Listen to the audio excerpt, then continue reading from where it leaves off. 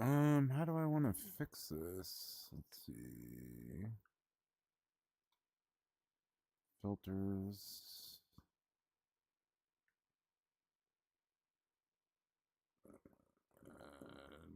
We want to crop.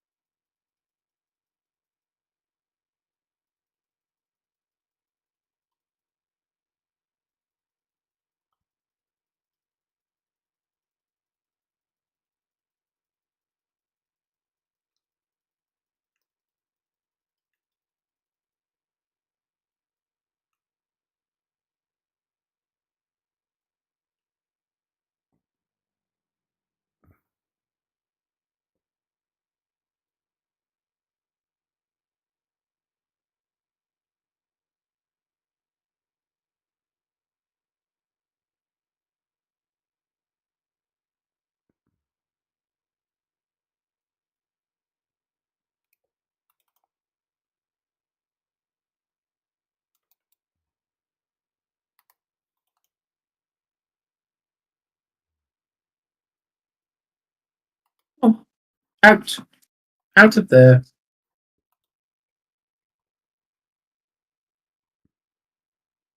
Hmm.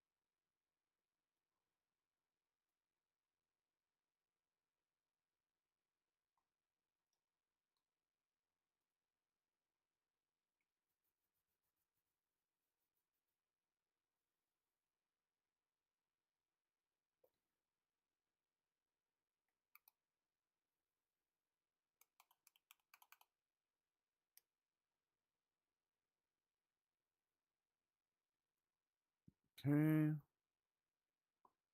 Gotta change this.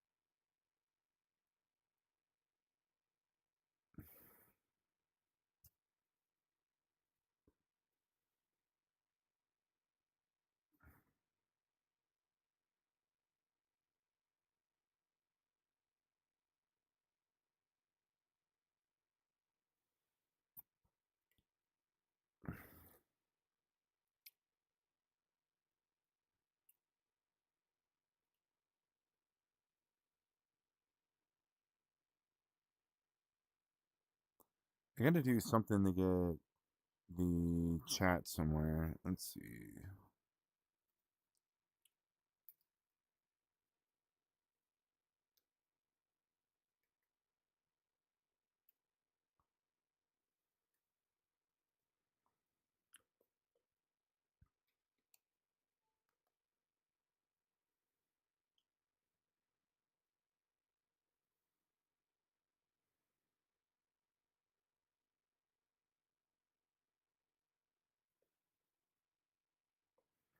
Okay, we'll do.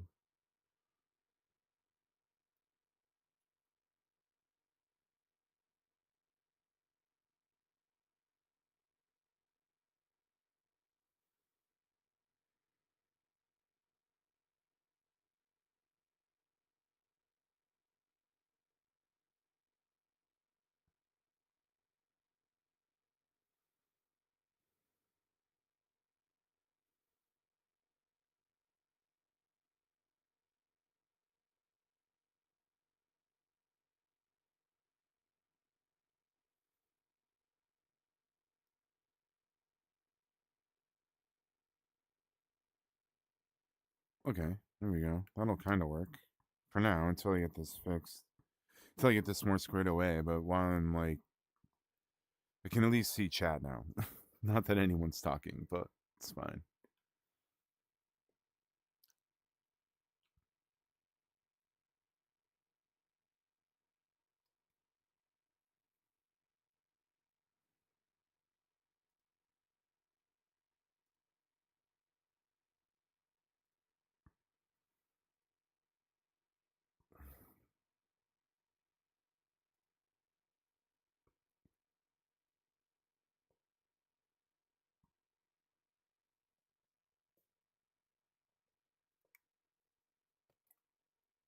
Can you hear me, Tom?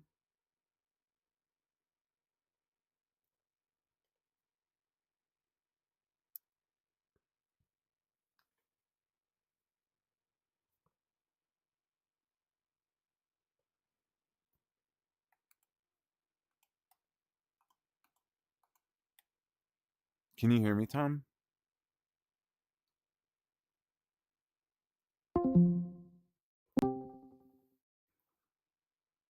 Hello? I guess he's not there. Okay.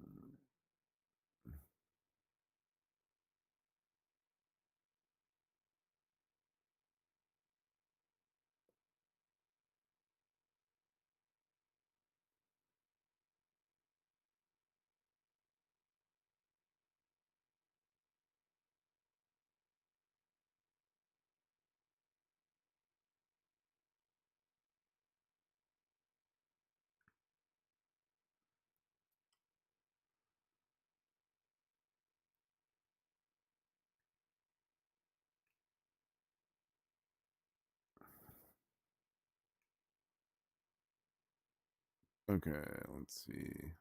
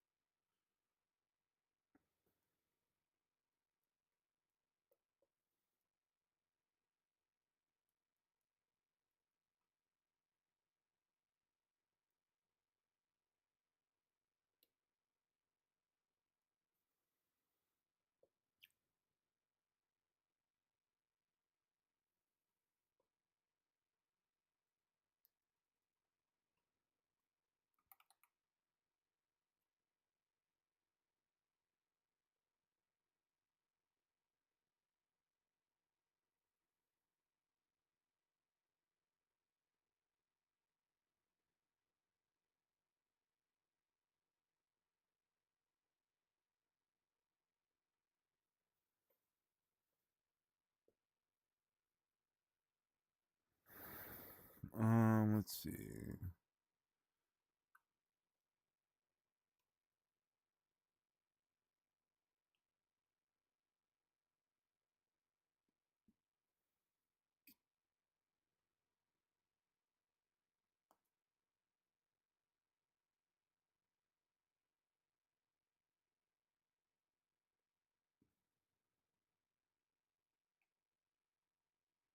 Where do I want to put the air brake? It's the thing.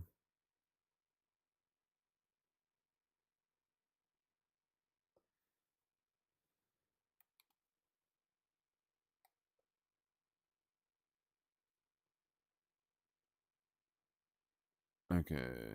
Sorry, I'm just getting set up here. So please bear with me. Trying to set up the flight controls. I'm trying to figure out where I want to put the air brake.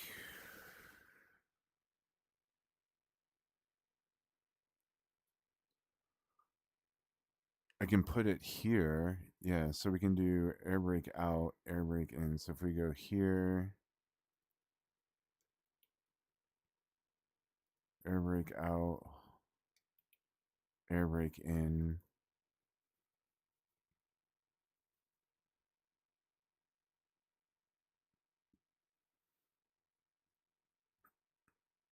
A2 mode.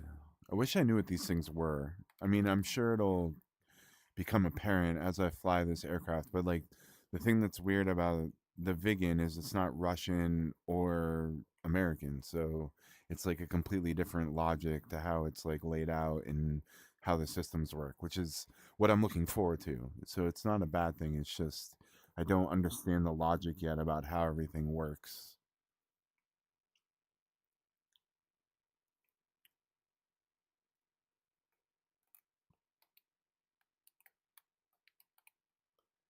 A2 mode.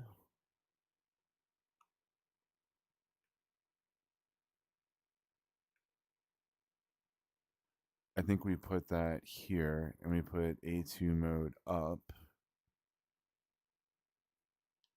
A0 mode.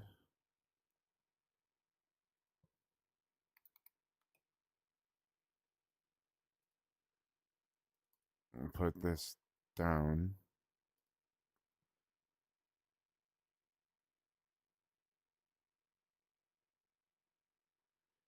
Increase and decrease radar brightness.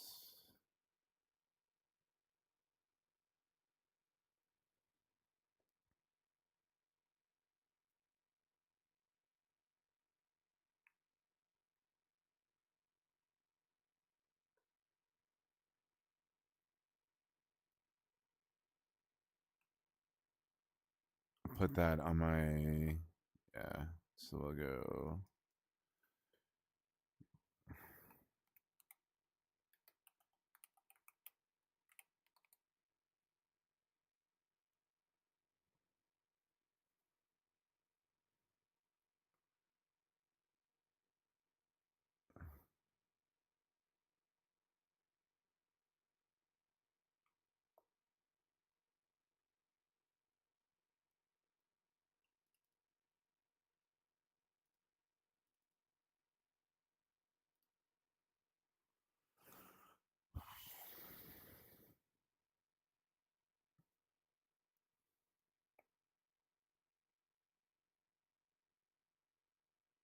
Radar MXR gain access.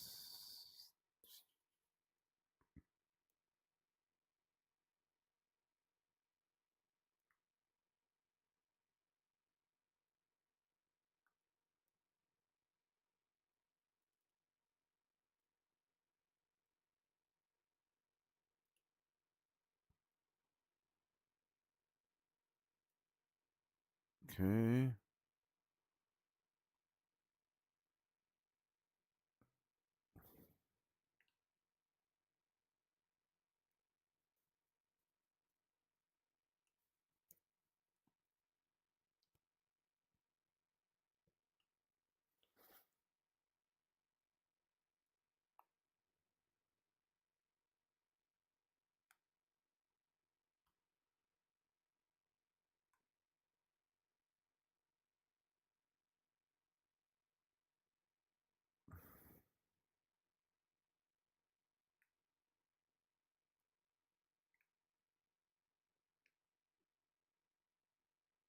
So where do I want the uncage?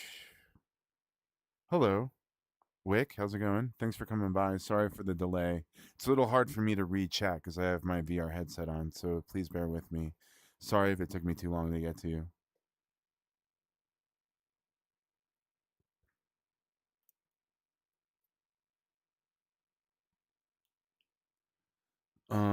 I'm looking up here to the left, like off screen, it looks like, because I have another window open that I'm looking at what I need to bind. So if it looks like I'm looking in weird places, that's why. Um,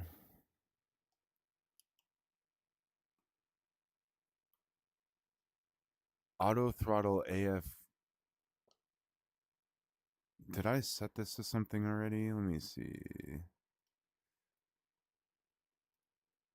I haven't. So if we put that to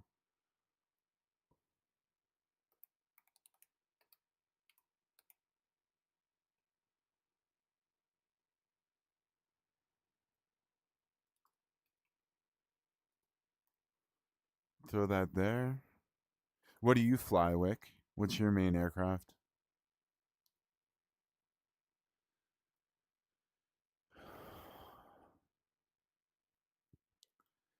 Cage, uncage. I can just put that on the depress.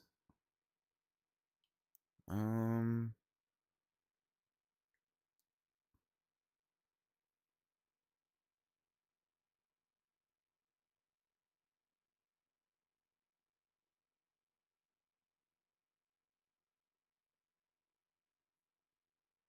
oh, okay.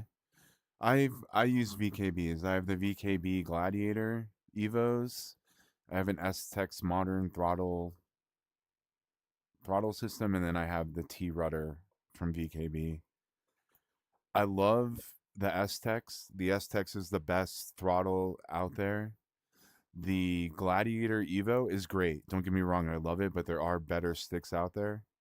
And then the pedals I wouldn't recommend because you only get the X-axis on the pedals. You don't get toe brakes or anything like that. So I would recommend going with different pedals. The configuration software for VKB is really good.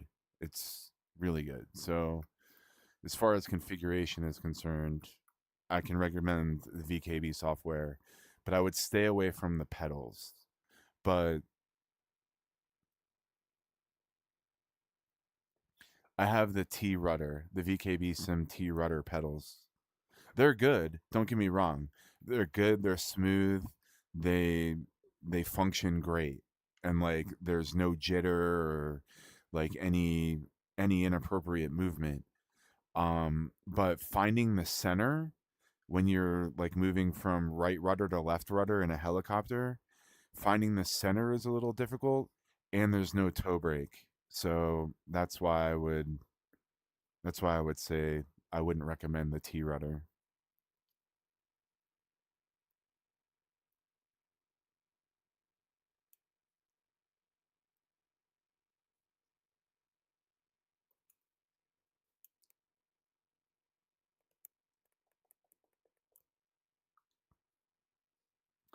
I started playing DCS. Well, I've been playing Elite Dangerous Sims since before DCS was a thing. So I've been playing since Lock On Modern Air Combat, and then before that, I played Jane's, like Jane's F-15 and Jane's Apache and stuff like that.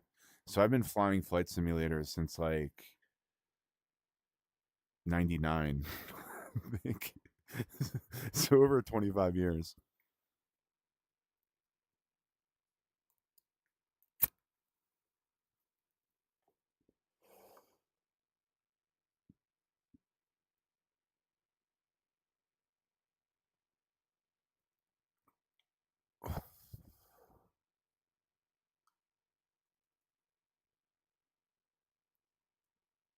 But my first module was the original A10C. Let's see.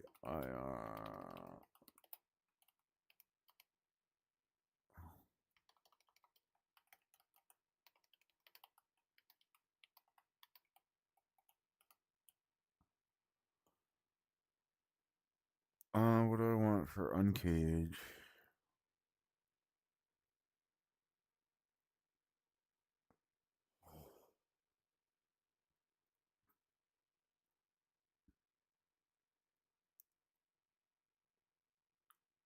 I can put it here, actually. I can put it on my gladiator.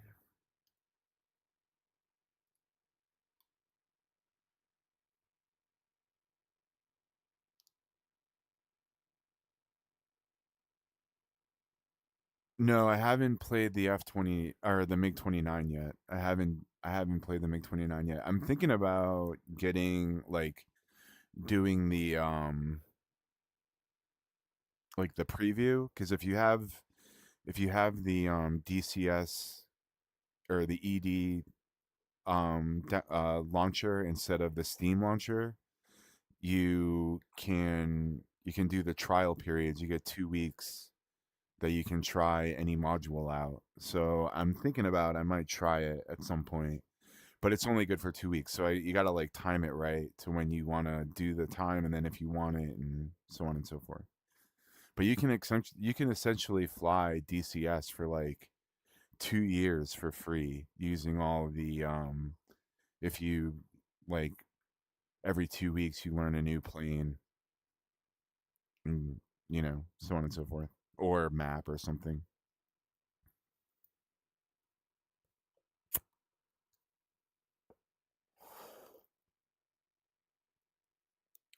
Let's see. Yeah, missile uncage, and then we want the radar. Radar L.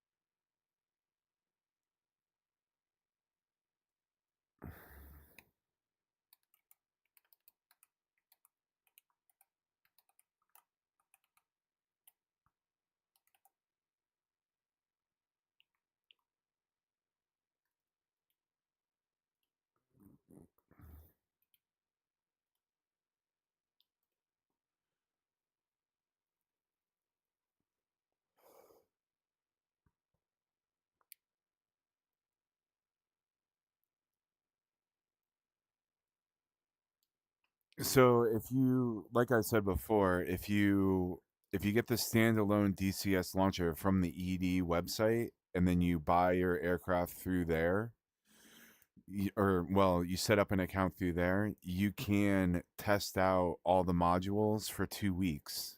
So you can pick a module that you want to try out, and then you can try out and learn that module for 2 weeks to figure out if you want to buy it or not. And then you can learn everything in that module for 2 weeks, and then if you decide you like it, you can buy it.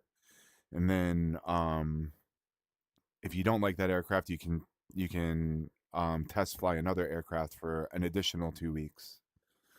And then so that's how you can like test out and fly the aircraft for a couple weeks and see if you like it before you buy it. If you buy it through the Steam launcher, if you buy it through Steam, you can't try out the modules before you buy them. So just keep that in mind. But if you buy them on the ED website, the Eagle Dynamics website, or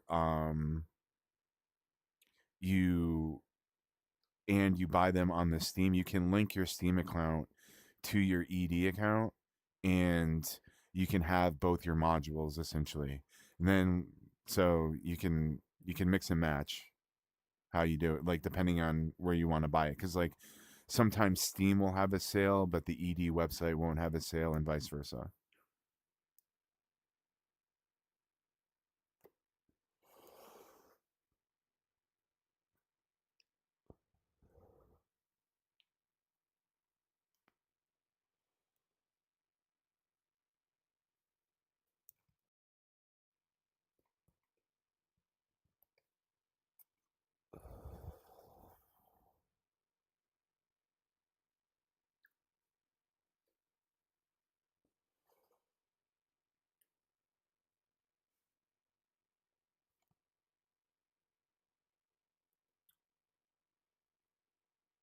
I hear someone talking, but it's like really soft. I mainly fly rotary wing. Helicopters are my main aircraft that I fly. But if it's fixed wing, I prefer the FA-18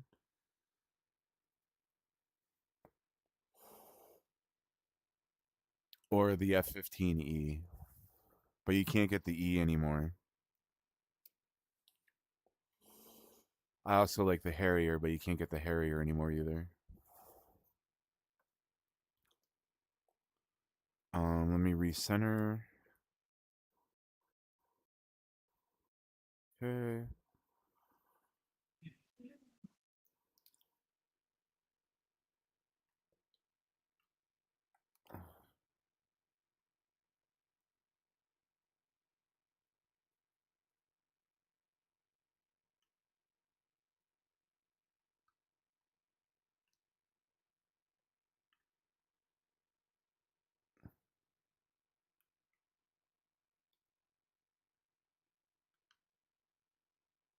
Are you talking, Tom?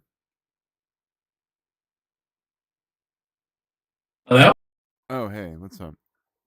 Hello. Yeah. I did. I think I might have said something as I passed by the microphone, like to the dogs. Okay, because I like keep hearing something like really soft in the background, and I'm like, someone's talking, and I'm like looking through all my tabs, and I'm like, is something Remember the dogs barking? No, I don't hear the dogs barking. Oh, you might get. I don't know. I was thinking you might get like little squeaks, perhaps. But no, if it's a gentle like malaise of noise or whatever you would call it, then I don't know. It's I'm like gonna play some Devil. it's like a very Oh. small whisper. Okay. Yeah, the A10's great, Mr. Wick. The A10's awesome. It's it's it's a big module to learn, but it's awesome.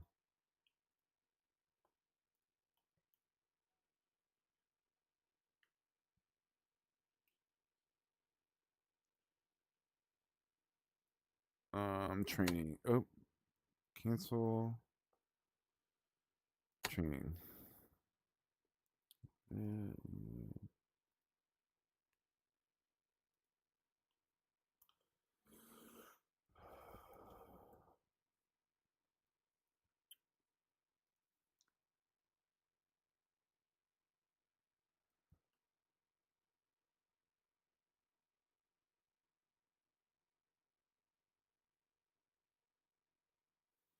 Got a little bit of a loading screen.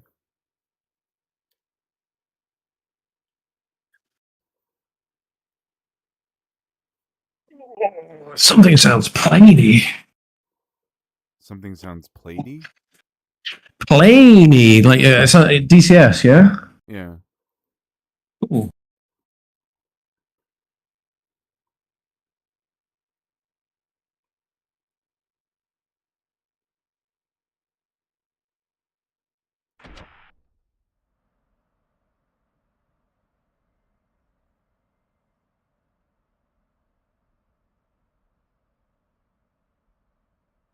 Good morning and welcome to your first lesson in the AJS37 Viggen conversion course. Pay attention as there will be a lot to cover today. Please do not press any buttons or switches unless instructed to do so. If you have a throttle on your joystick or are using a HOTAS setup, please move it to the idle position. If at any time you need a break, press pause. Come on.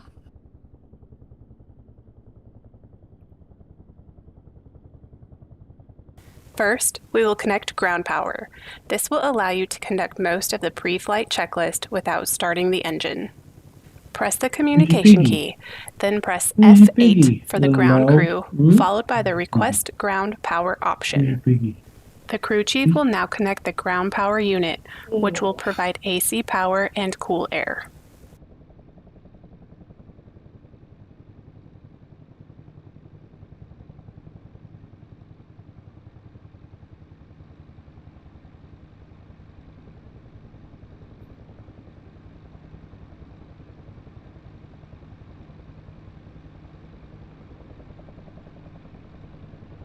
Chief, turn on the ground power. Copy.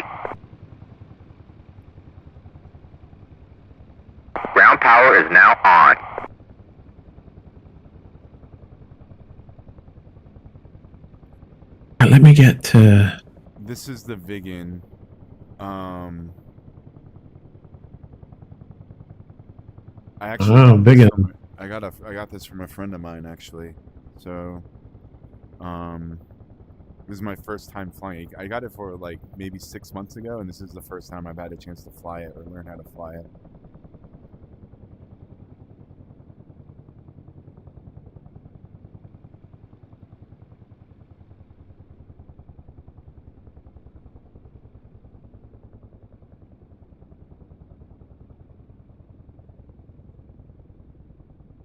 Where's my mouse?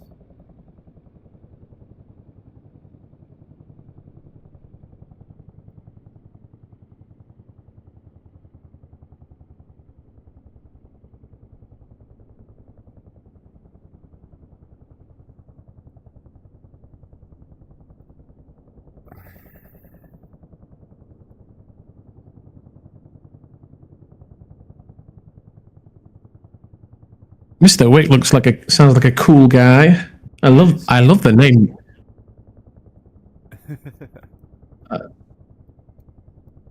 Sorry, say that again. Sorry, I had the stream audio on.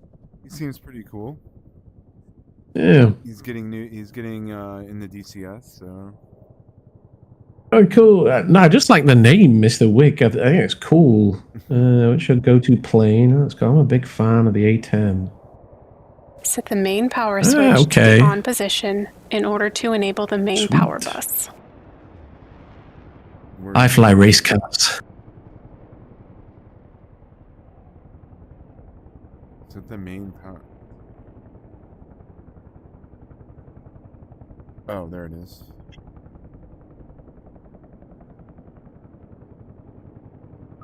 Set the low pressure fuel valve to the on position. The red fuel valve warning light will turn off to indicate the fuel valve is open.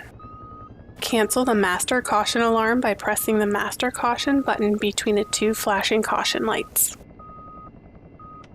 Next, we will make sure the master mode selector is in standby mode BER.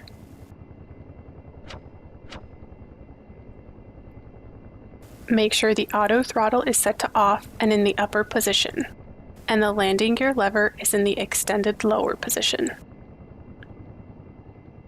Click on the throttle to move it from the off position to the ground idle position, which will open the high pressure fuel valves for the engine. Press and hold the warning panel test to test that all the warning indications. Okay, so we got 2 axis commands. Throttle, we need to invert.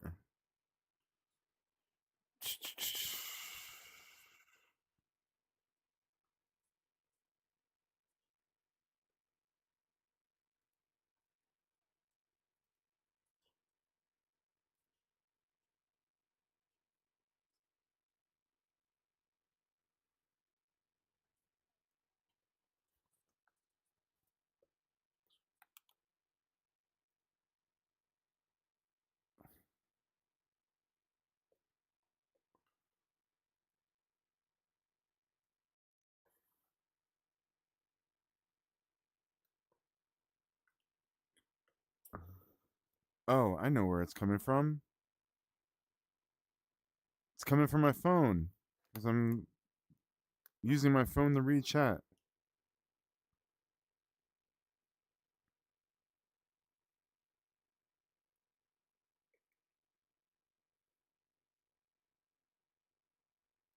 There we go. Now we won't get weird whispers.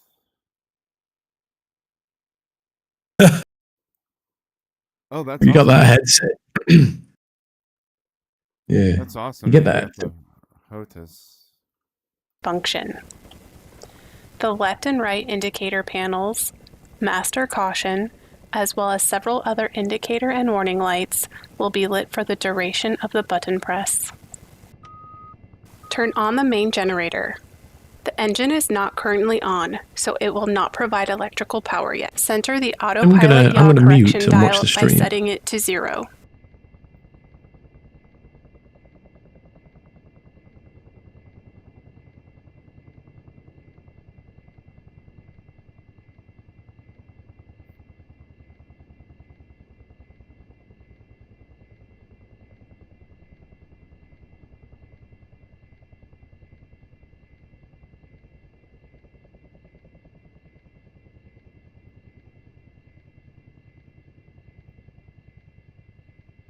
Do I not? Why do I not have a mouse? Because I would much rather use the mouse in my...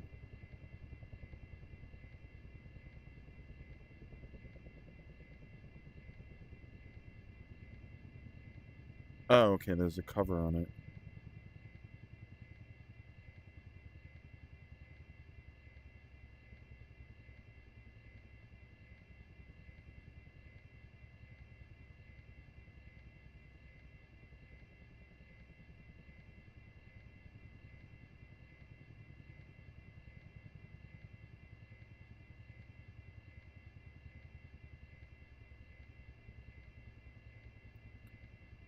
Oh.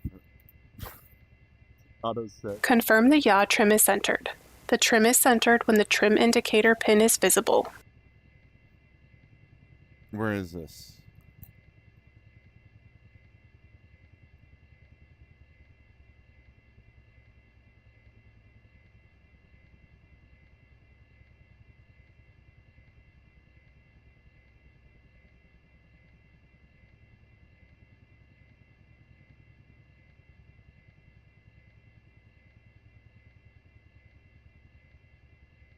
Oh, that's cool, Wick.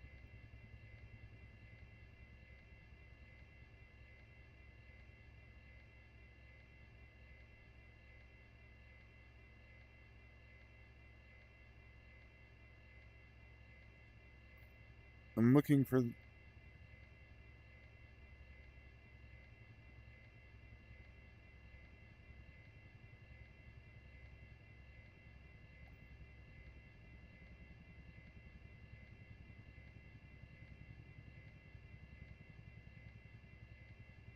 Confirm the yaw trim.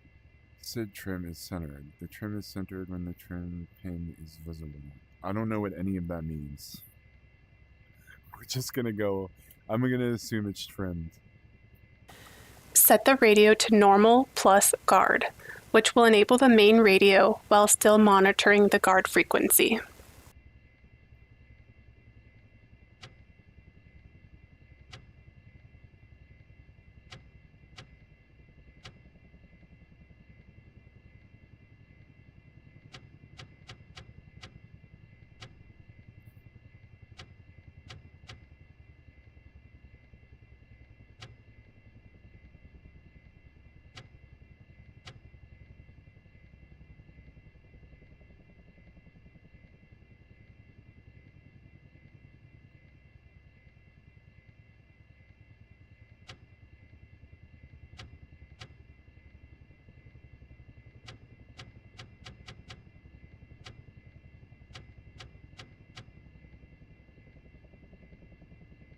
I'm assuming norm... I'm assuming that's right.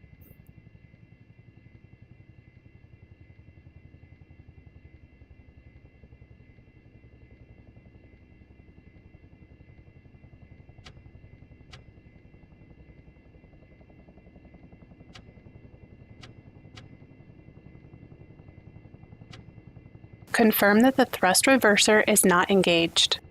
The handle should be pushed inwards and the reverser light off. Check that the main attitude director indicator, or ADI, is properly aligned and the red warning flag is not displayed.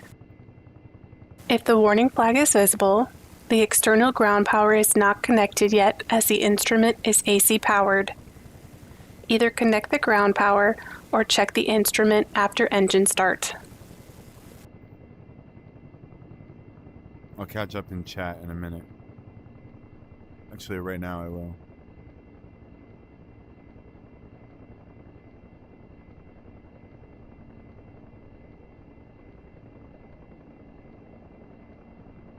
Star Citizen's great. They just had a new update. I don't know how the new update plays, so I'm not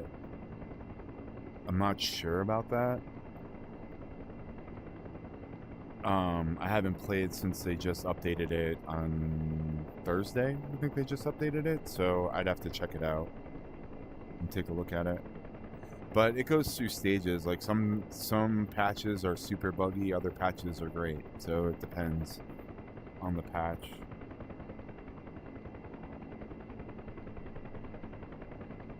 They do. There's a little yellow box. See that yellow box around? So some of it's marked. Sometimes I just can't find the little yellow box. So you see this here? This little yellow box? That's how they indicate what they're talking about.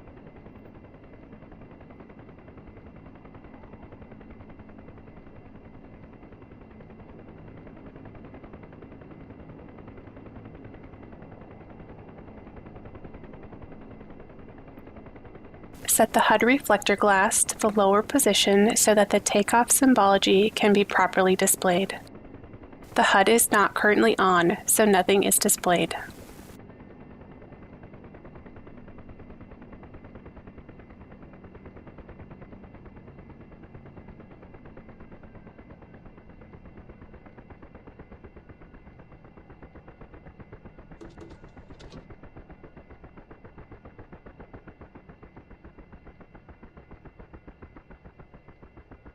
Set the HUD slave switch to off. Set the CI HUD altitude source to barometric altitude. Pull the knob to uncage the backup artificial horizon.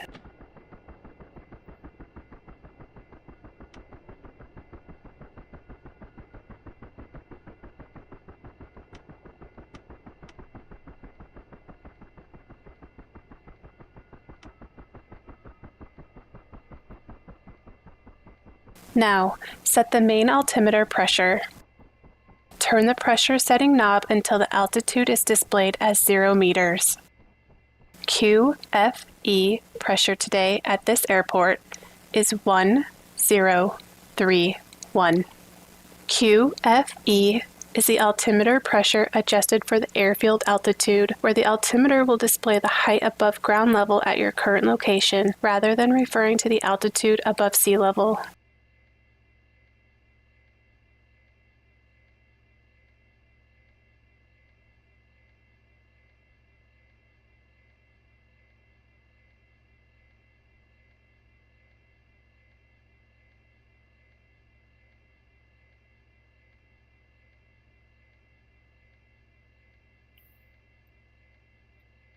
Set the backup altimeter pressure. Turn the knob until the altitude is set to 0.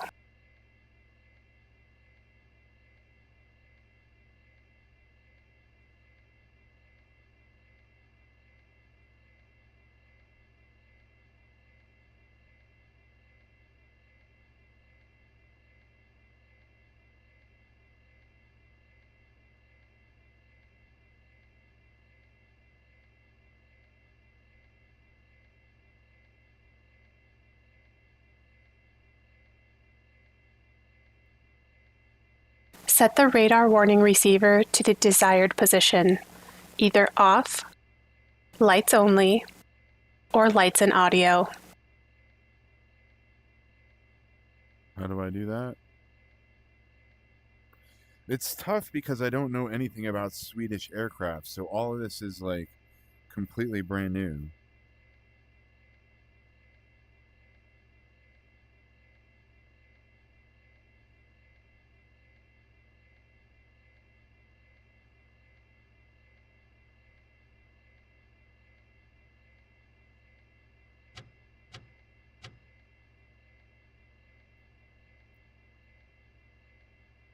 Now turn on the external lights. Set the navigation lights to full. Set the anti-collision lights to on. Set formation lights and position lights to on.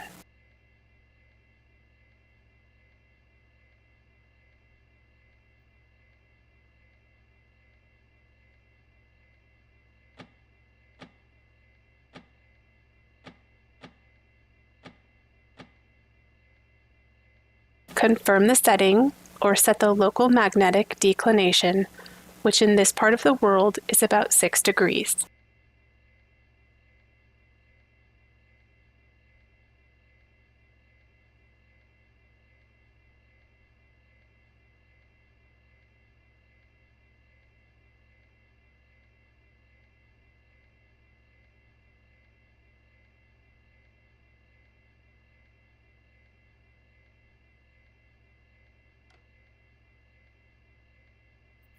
I don't know if that's right. But... Turn on the radar altimeter.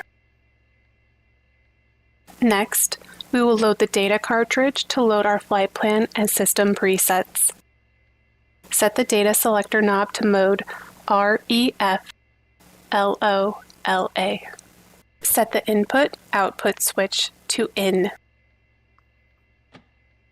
Enter the code 9099, which is the code of a fictional airfield number 99, which will cause the data cartridge to load. Where's 0?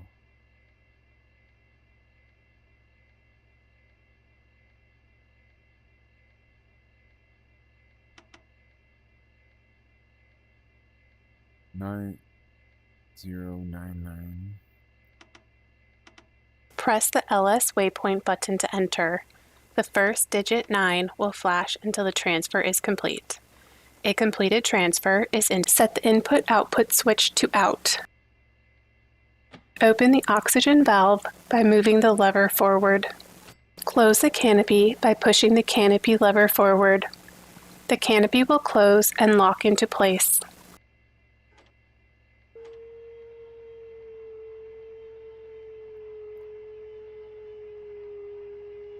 It's a little hard to reach.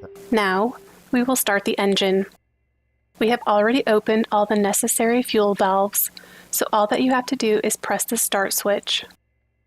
Keep the switch pressed for 2 seconds, and the start sequence should begin automatically.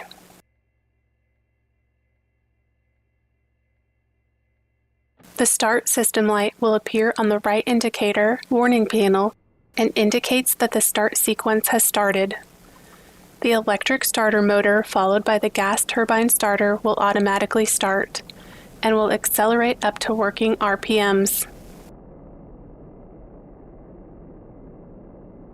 The gas turbine starter will now start powering the gas generator of the engine, as seen by the increasing RPMs. The ignition system's light will appear and indicates that the ignition coils in the engine have started. The increasing engine RPM can be seen on the RPM gauge, as well as the increasing exhaust gas temperature on the EGT gauge. The engine will now accelerate up to idle RPMs. Once completed, the lights for the start and ignition systems will disappear.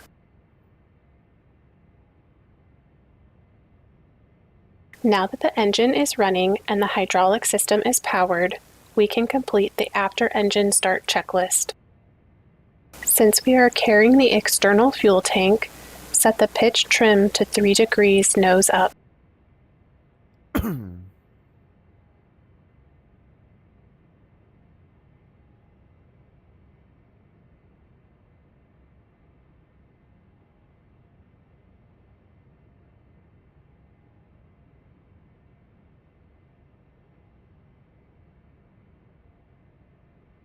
Set the ejection seat safety to off by turning the ejection safety lever above and behind your head to the stowed position.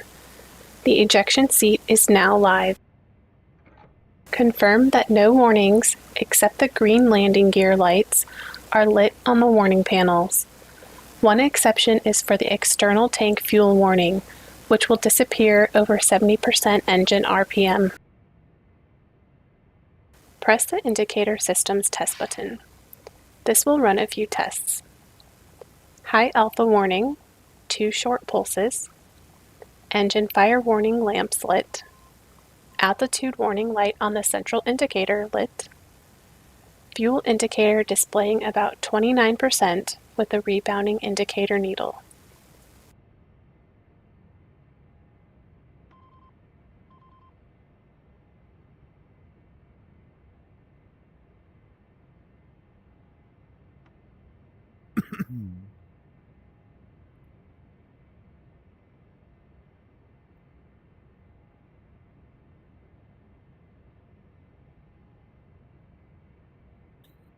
What's Set taxi, landing light to taxi. Are you talking about like a...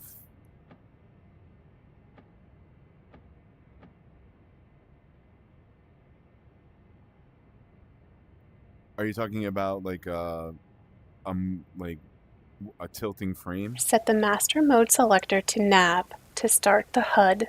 To set the brakes are currently parked. So press your brake pedals. Default is the W key to release the brakes.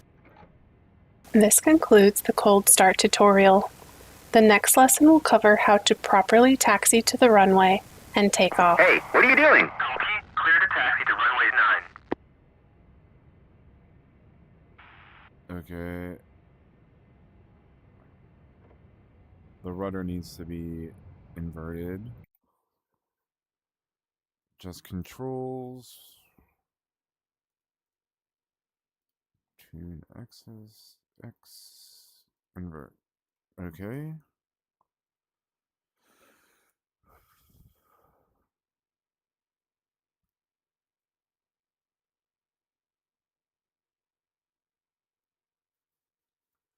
Oh, okay. Sorry, Tom. I was just wondering. I thought you were talking about like one of those rocking seats basically that move around as you fly. Okay, let's see.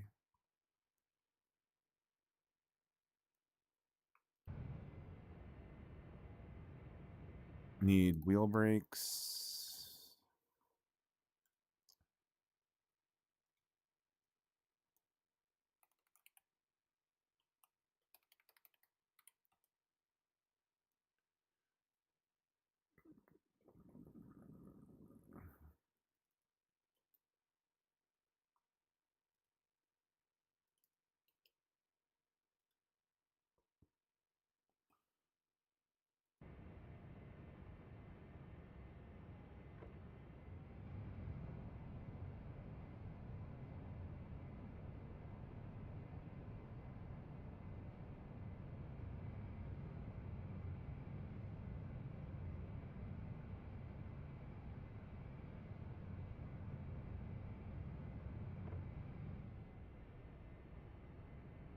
Let's see. What was what did I do to get frame rate?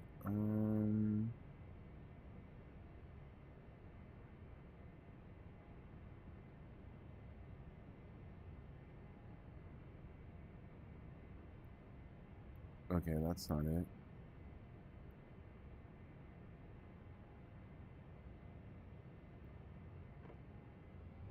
Sorry, I'm just checking all my... Call key. Abort takeoff. Okay, that's up, that's down.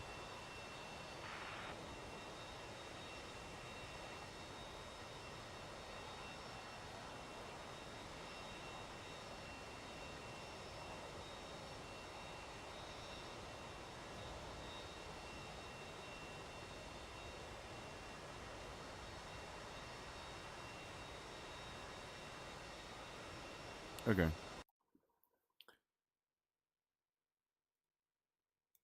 We got it.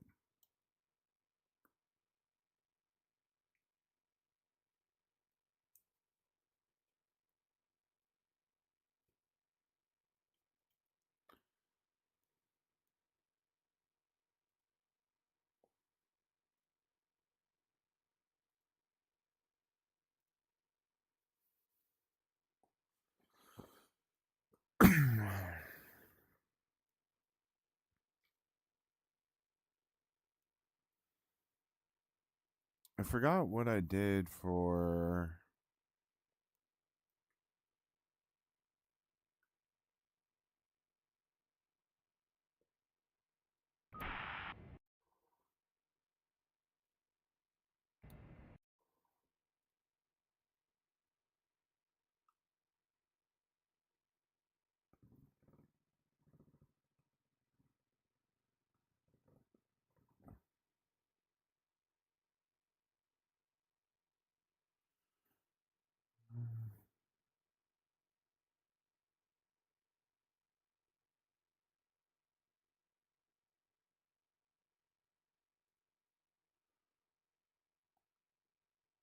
Okay, we want...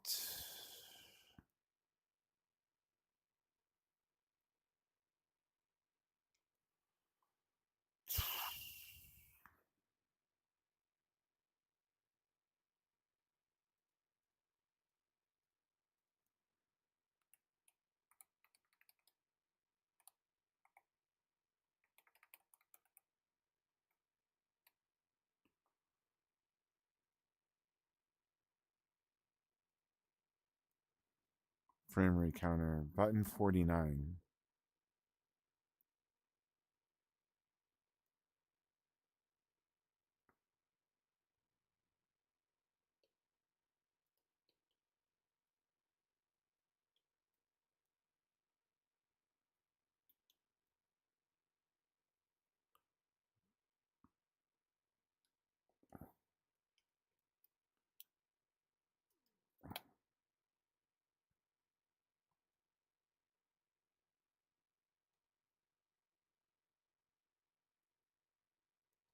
Okay, I remember. B5.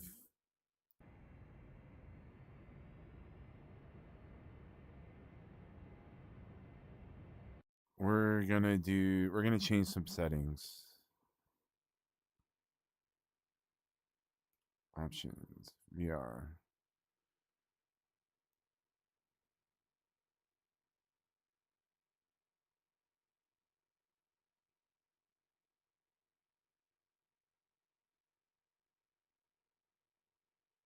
We're gonna increase the resolution. So let me fix this. Because I'm having a hard time seeing the dash a little bit.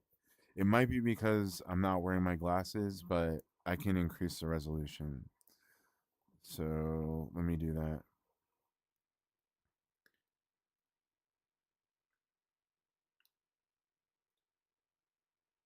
VR. Yeah, I already did. Okay.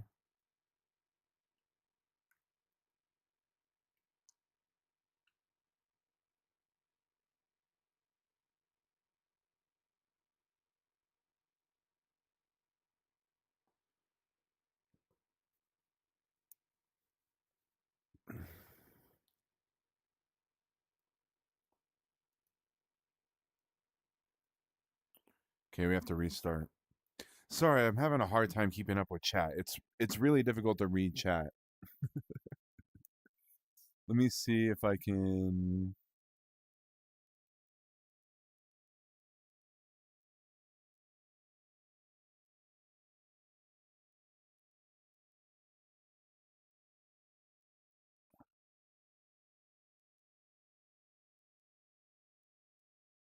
Pop out chat.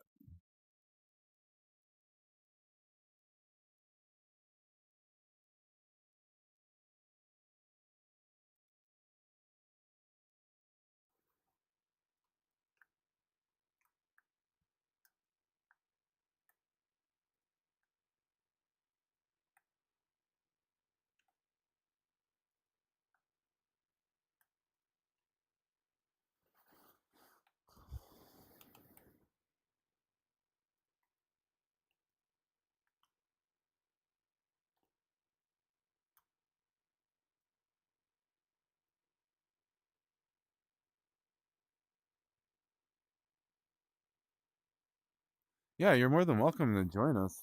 We have a Discord, Mr. Wick, if you want to join. Tom, can you throw him a I can't I'm not really in a position to throw him a link at the moment.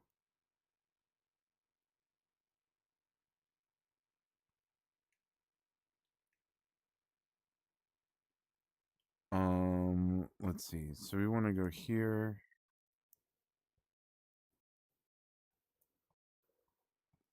This we're gonna get rid of.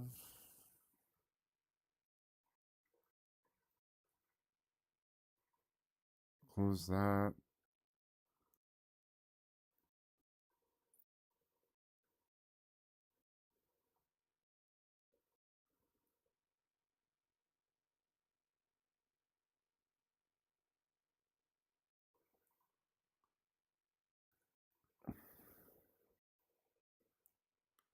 Okay, I have a window with chat in it.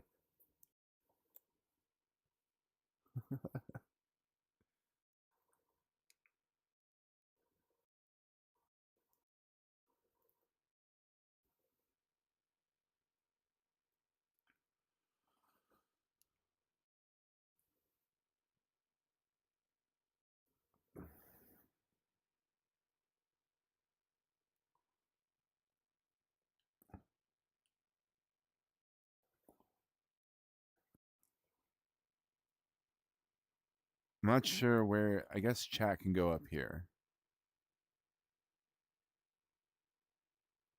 I don't.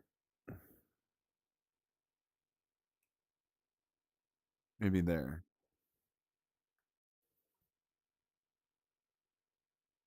Maybe there. Okay.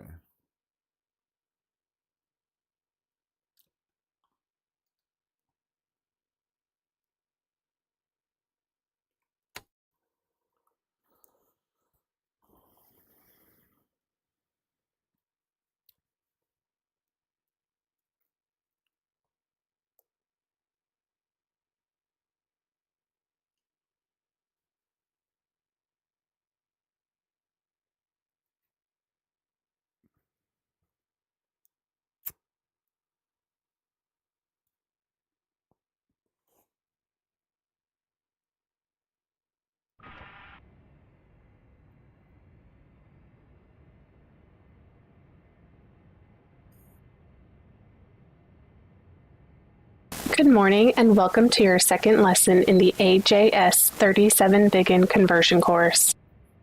As in your previous lesson, please do not press any buttons or switches unless instructed to do so.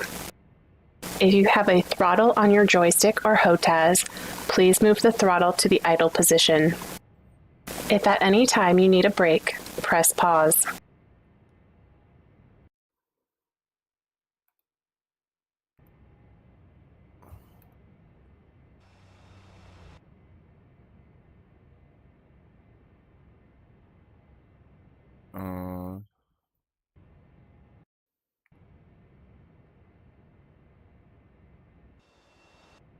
How do I get?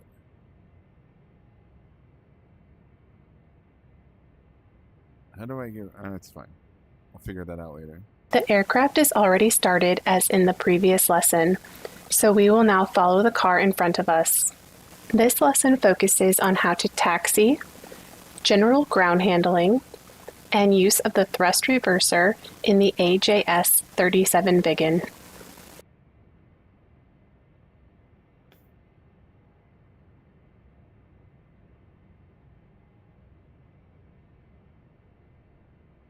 Oh, let me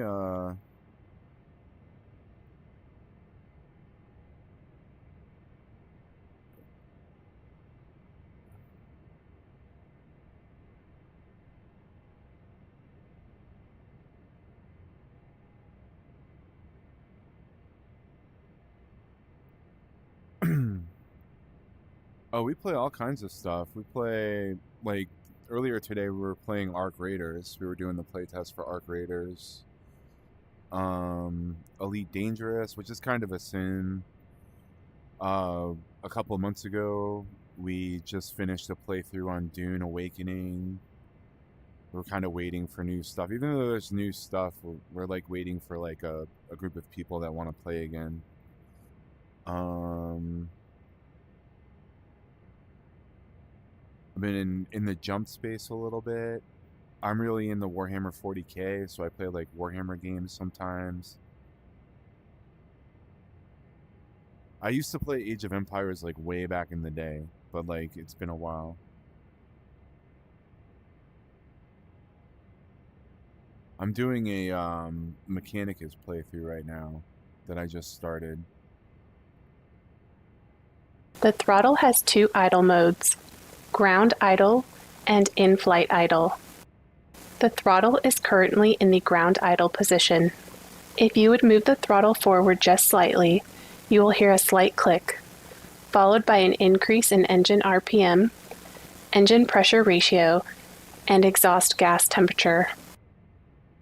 Advancing the throttle further will press it beyond the in-flight idle detent into the normal throttle range. You will hear another click entering or leaving one of the idle detents. Slowly advance the throttle to start moving forward. Use the rudder to turn in behind the car in front of you.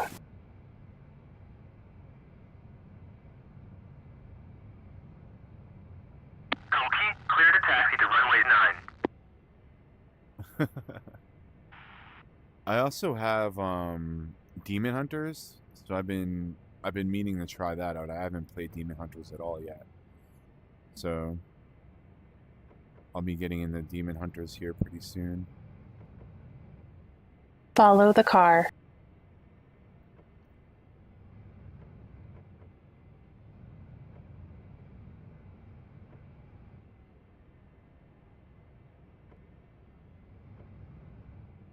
Oh, nice. That's awesome. So you're a Marine, huh? You're a Space Marine player?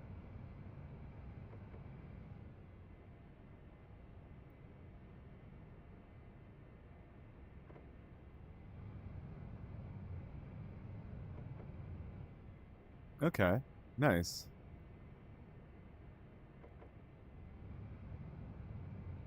My army's AdMech actually, so I'm an AdMech army. Okay, the Space Wolves are cool. I don't understand how they turn into wolves, but don't quite get it. But they are cool. They are super cool.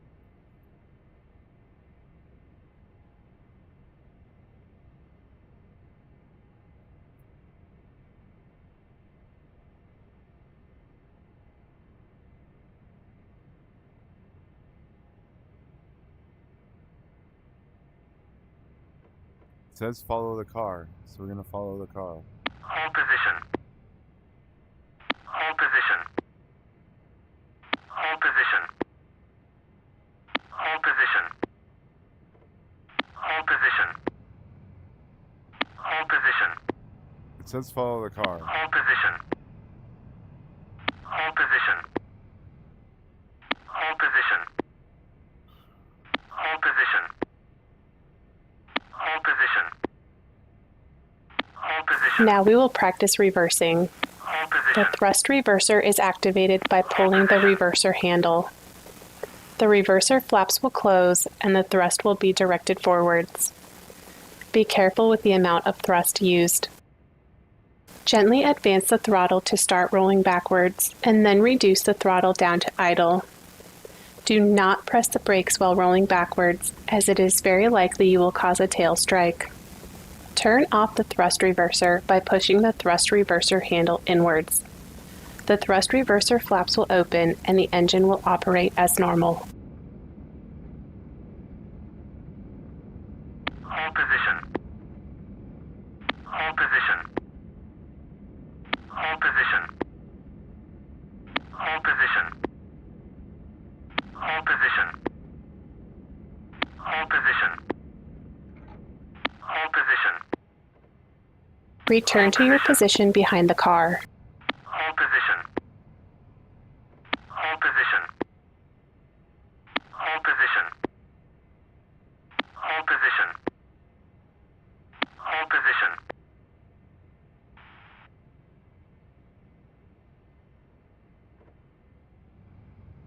Yeah, reversing is a little interesting, but we got the reverse in. Hold position. Hold position.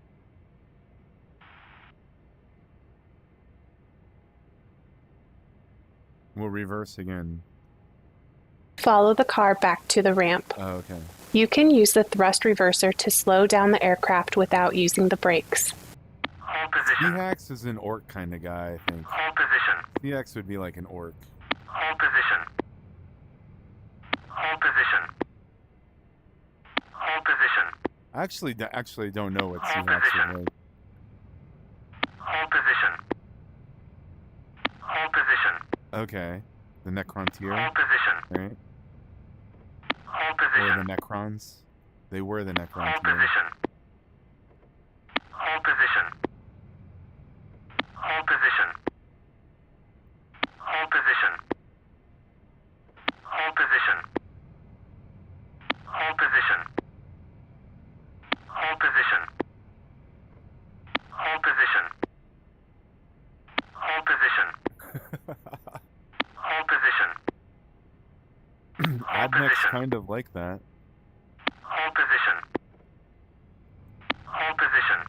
The Cataphrons and Hold the... position. I mean, they're all basically servitors. Hold position. Hold position. Hold position. and the position. breachers, Cataphan breachers and destroyers. Hold position. They're essentially like Hold souped-up position. servitors. Hold position. Hold position. I love AdMech, man. They're Hold position. by far my favorite. Hold It's not position. even close. It's not even close. Hold position. Hold position. Hold position. Hold position. Hold position. Hold position. Hold position. Getting a little Hold position. stuttering. Hold position. Hold position. Hold position. Hold position. Hold position. Hold position. Hold position. That hold position is Hold position. driving me nuts. Hold position. Hold position. Hold position. That's the ATC who's like, Hold position. Hold position. Hold position. Hold position. Hold position. Hold position. Hold position. This concludes this lesson. The next lesson will cover takeoff procedures. Hold position.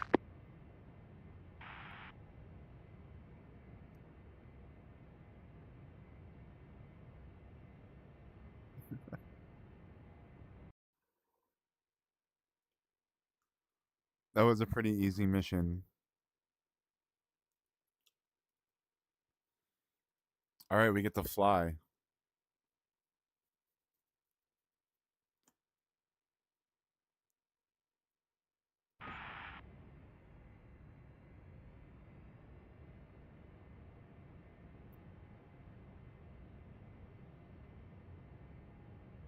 Good morning and welcome to your third lesson in the AJS37 Viggen conversion course. Do not press any buttons or switches unless instructed to do so. If you have a throttle on your joystick or HOTAS, please move the throttle to the idle position. If at any time you need a break, press pause.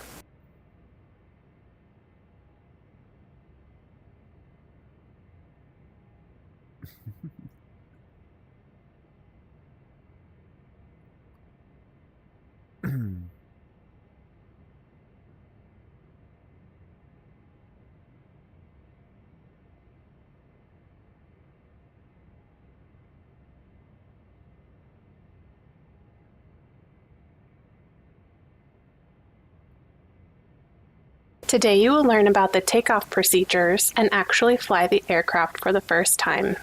I like the Castellan robots. The Castellan robots are my favorite.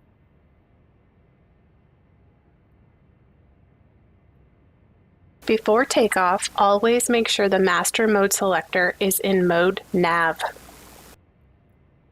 Make sure the HUD reflector glass is in the lower position in order to display the takeoff symbology. Confirm that the Spock autopilot light is on. If not, press the button labeled Spock to engage the autopilot damper. Because there is little wind today and good runway conditions, we do not have to make a manual course setting. The aircraft will automatically determine the initial course based off of the takeoff runway thanks to the pre-programmed airbase information from the data cartridge. Oh, that's cool. No Russian or US aircraft have that.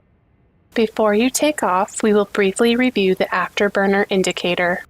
On the lower part of the front panel, there are 3 afterburner lights. 1, 2, and 3 indicate which afterburner zone is selected on the throttle. On the right side of the front panel, there is a nozzle indicator gauge which indicates the state of the ejector nozzle or current afterburner zone active. Increase the throttle until the second afterburner zone light appears. Try to keep the aircraft aimed as straight as possible down the runway center line.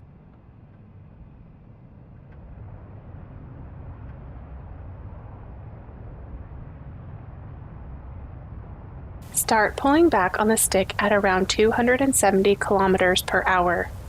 Elevate until the flight path vector is on the same level as the top end of the longest pole of the pole track, and maintain it there. This will give you a 30 degrees nose up attitude. Retract the landing gear by clicking the landing gear lever.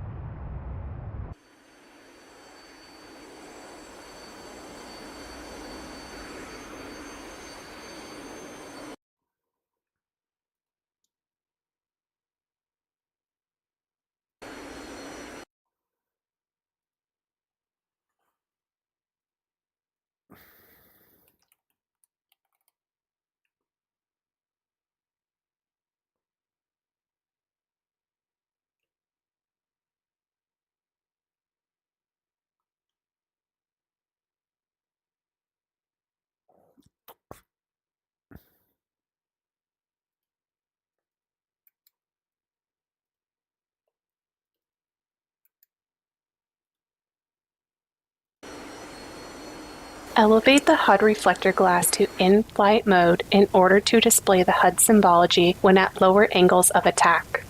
Reduce thrust to military power by moving the throttle aft until you see the afterburner zone lights disappear. Level off at an altitude of 500 meters. The destination indicator will now display that the current waypoint has switched from LS, the start airfield, to the first navigation waypoint B1. Well done! This concludes the third lesson. Our next lesson will cover basic navigation.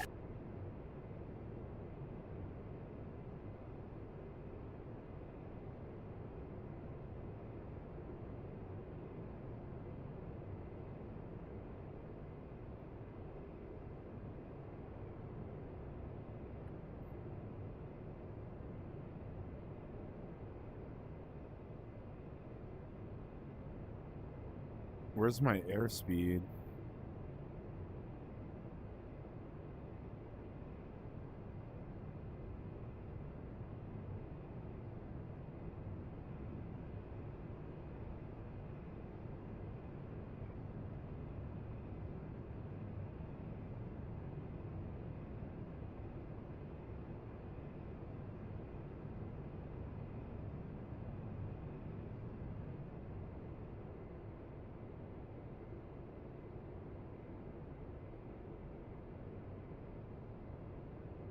It's a little interesting.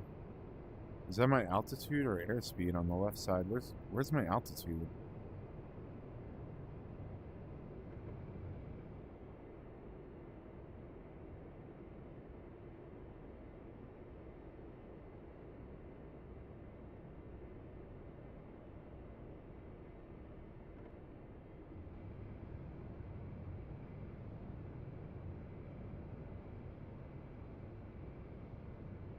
I've been streaming since 2012.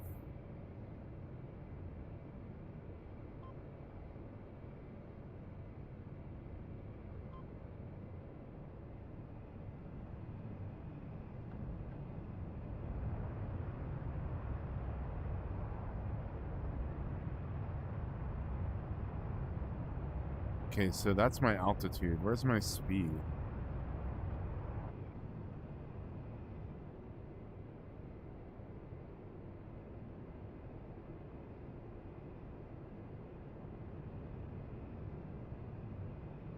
I need June so he can tell me what my speed is. Yeah, I've been streaming on Twitch since 2012. I have about 3,500 followers on Twitch. But I'm not a big fan. The streaming experience is just way better on YouTube than it is on Twitch, so I don't think I'll go back.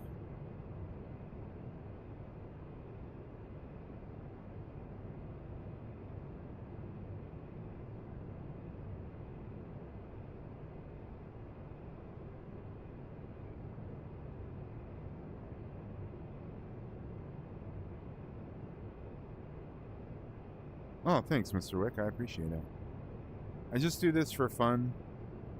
I do this for fun, just to hang out with friends and be social while I'm playing games. It also helps with like the learning curve when I'm learning new things. If I have people who like hop in that like know what they're doing when I don't, like, I mean, it's a double-edged sword. Some people try to troll you, but other people are extraordinarily helpful. So it's one of those things. I haven't had any issues like that on YouTube though.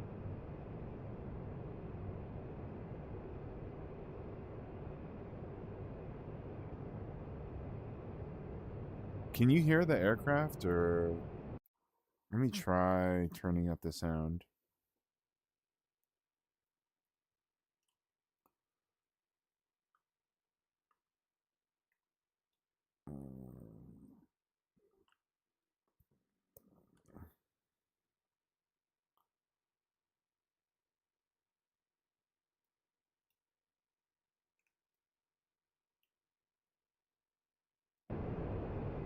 Okay, there we go.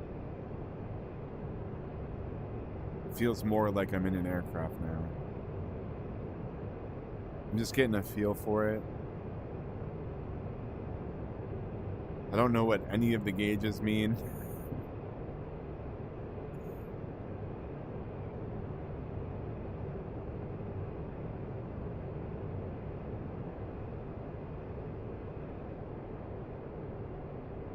So that must be my altitude in meters.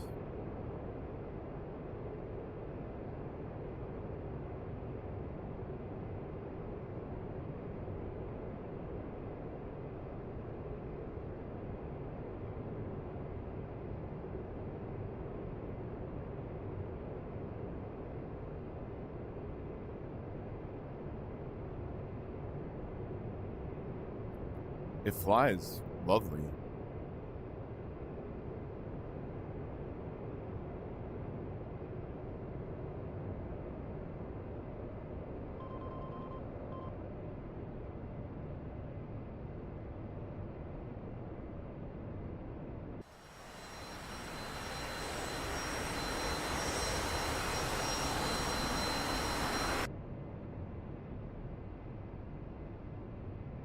All right, let's empty this.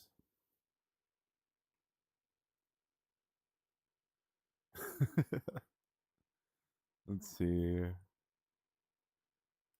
Quit. All right, close. I want to see if I can turn the cockpit special suite. Here we go. Customize cockpit.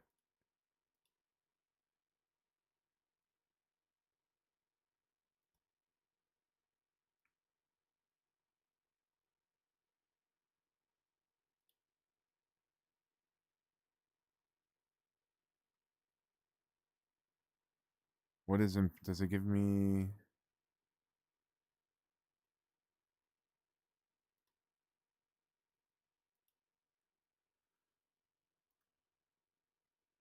We'll see what that does.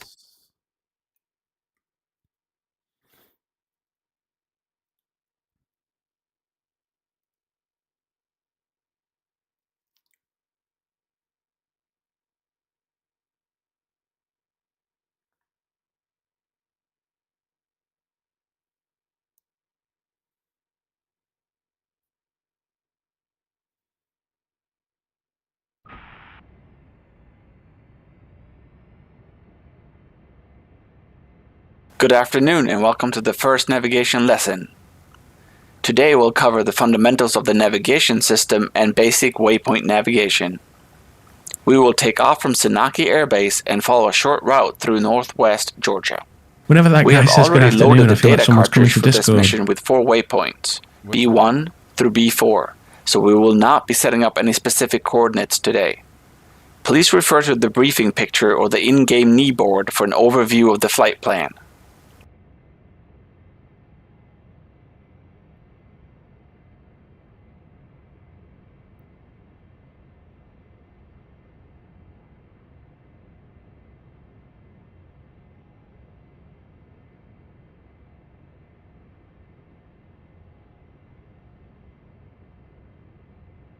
Is it Shift K for kneeboard? Yeah, okay.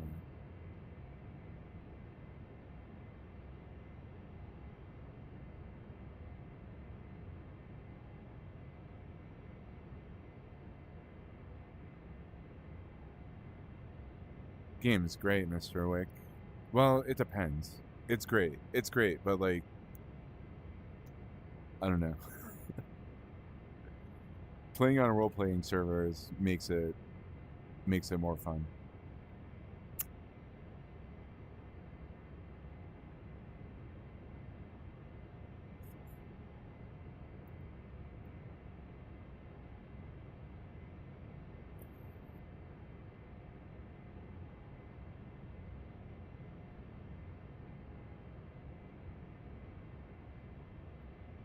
Oh, they have Neverwinter Nights on the Xbox? I didn't know that. Before we take off, we'll review the primary navigation instruments. First off is the Attitude Director Indicator, or ADI, which displays the aircraft orientation in attitude as well as displaying heading. Additionally, the yellow steering bars are used to indicate the steering commands in various modes. For most navigation, it will display the commanded course towards the next waypoint as well as the commanded altitude. In most cases, keeping the vertical bar centered will direct you towards the current waypoint. The steering bars are also used for steering commands when using the instrument landing system.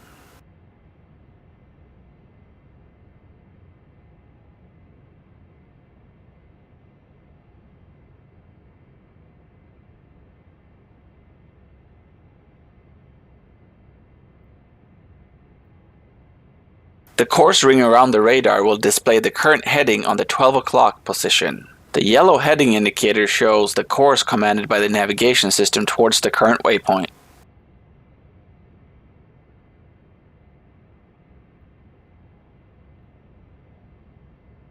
The destination indicator displays the current waypoint selected. As we are currently on the starting airfield, it indicates this by the letters LS.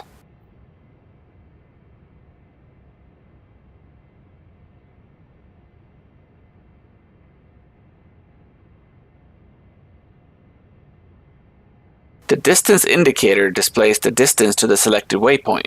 The indicator is graduated between 0 and 40 kilometers. On distances greater than 40 kilometers, it rescales to indicate metric miles.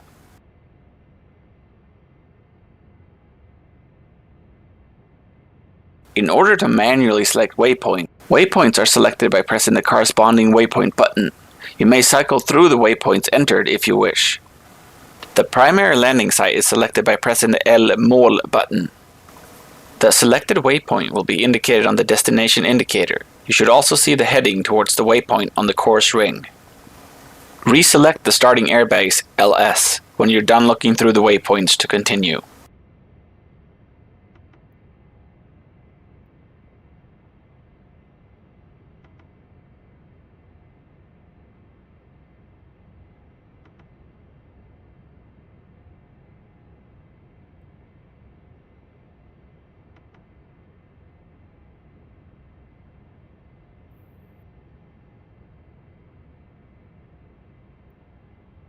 Now go ahead and taxi towards the runway and take off. The first waypoint, B1, will be automatically selected after takeoff. Reach an altitude of 200 meters to continue. Clear to taxi to runway 9.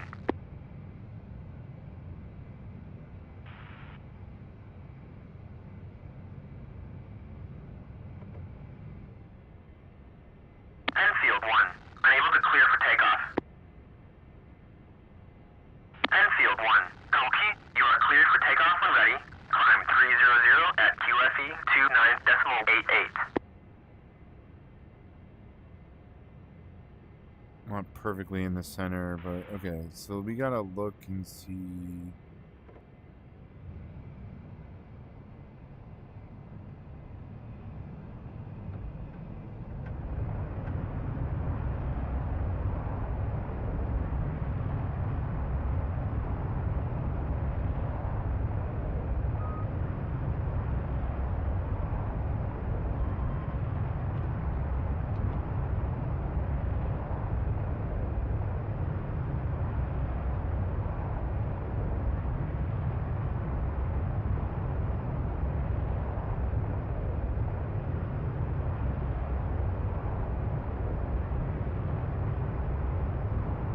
The first waypoint, B1, should be displayed on the destination indicator. The waypoint should be towards the northwest on the south side of the ridge, south of the city of Sugdidi. The middle of the heads-up display will be slightly offset to the side towards the waypoint. When the dot in the middle of the horizon line on the heads-up display is at the center, you should be heading towards the waypoint. You may engage the autopilot in attitude or altitude at any time if you wish.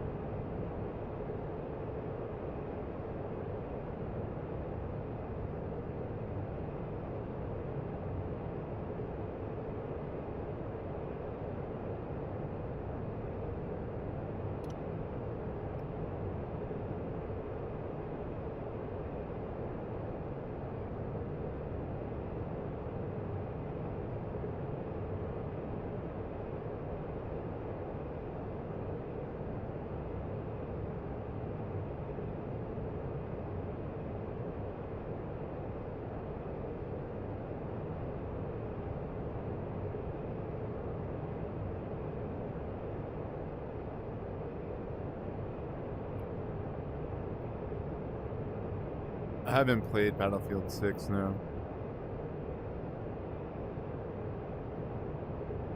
I have a buddy who plays. He's really enjoying it. I'm not really a huge first person. It's like a rare, unless it's in VR. I don't really like to do first person shooters. But on passing the first waypoint, the next waypoint, B2, will be selected automatically. It will be the north tip of the island in the Nguri River. Pressing the reference button on the control stick while in the air will set the current altitude as the reference altitude for the pole track on the heads-up display. This feature can be used for altitude keeping purposes in order to remind you if you're above or below the set altitude.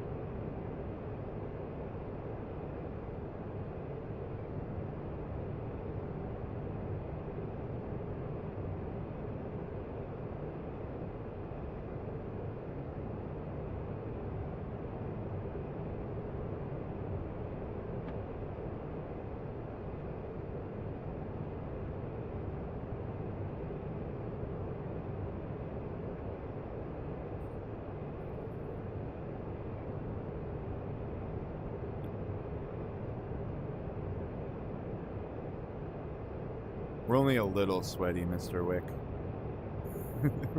It depends on what we're doing, really. Like, we'll play anything. It really Proceed to the next waypoint, B3, which should be off the coast to the northwest. It really depends on like what people are feeling at the moment and what they want to fly or play.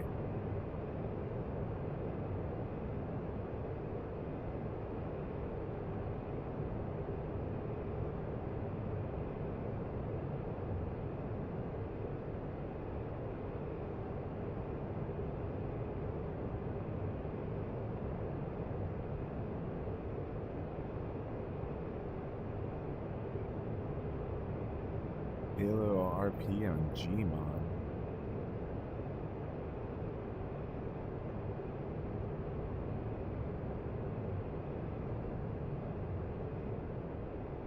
We've also played like Ark Ascended, Ark Survival Ascended. I've played with friends. Play a bunch of survival games.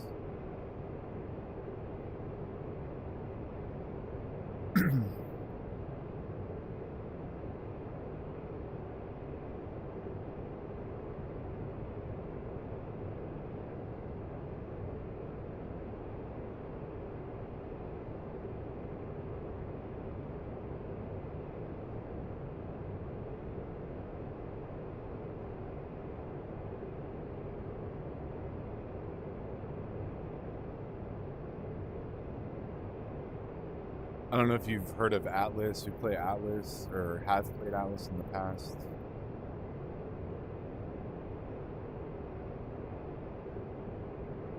After I do this flight, I'm going to take about a 15-20 minute break. Thanks everyone for chilling and hanging out today. I really appreciate it.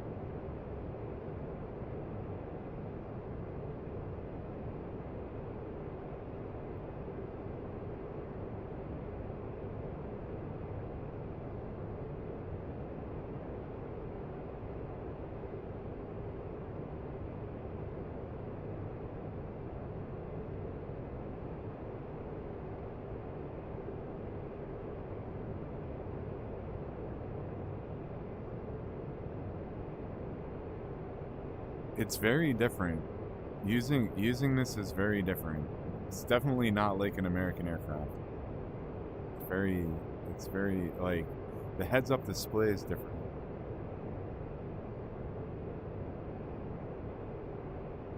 Oh, it's great.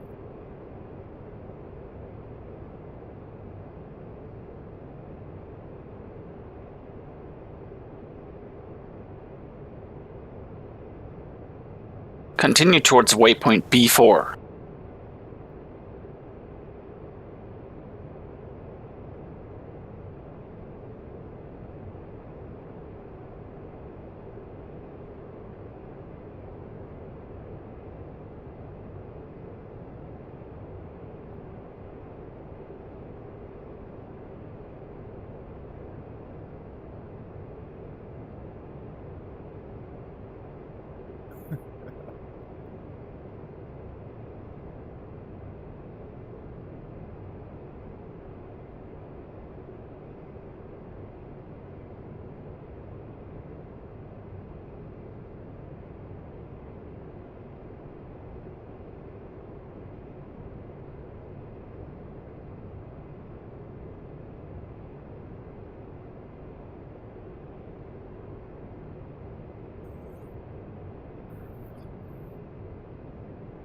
Oh, this is great in VR, Tom. Like, DCS World is one of the best VR experiences, really.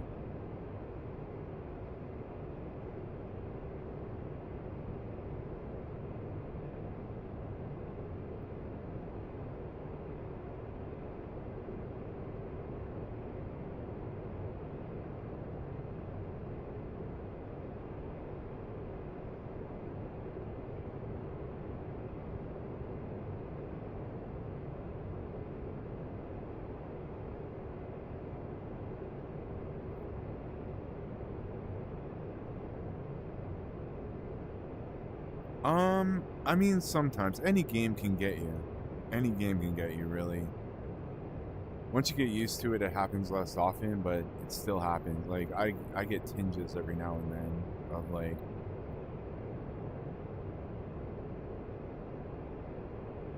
Pick up the pace a little bit. Go in the afterburner one.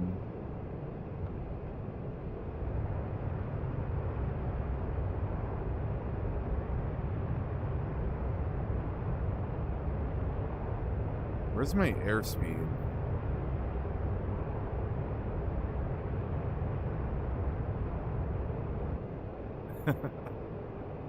Yeah, for real.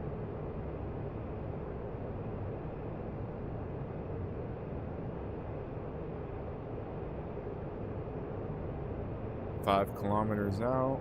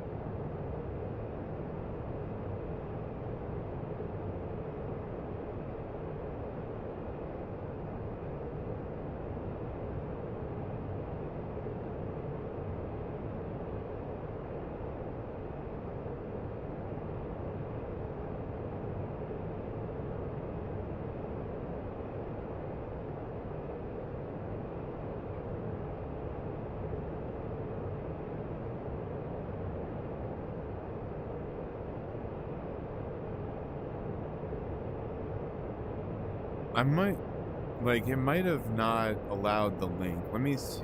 Maybe because Tom wasn't a mod at the time. Can you try again, Tom? If you have a chance. I don't know if you're driving or racing right now.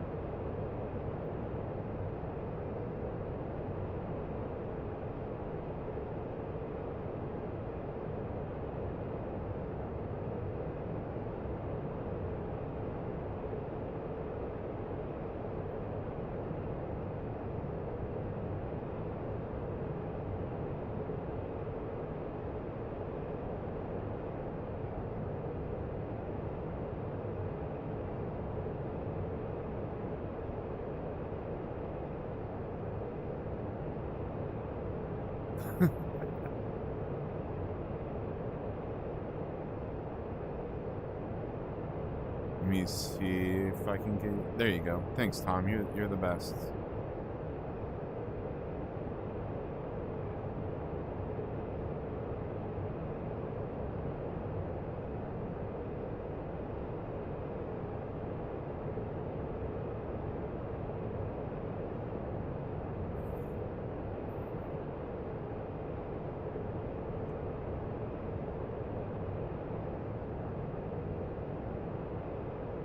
Training's a little boring, but it's required. Well, not required, but it's good. Yeah, we do. You have successfully navigated to the designated landing area. This concludes the basic navigation lesson. This, we get pretty sweaty in doing that. That is true.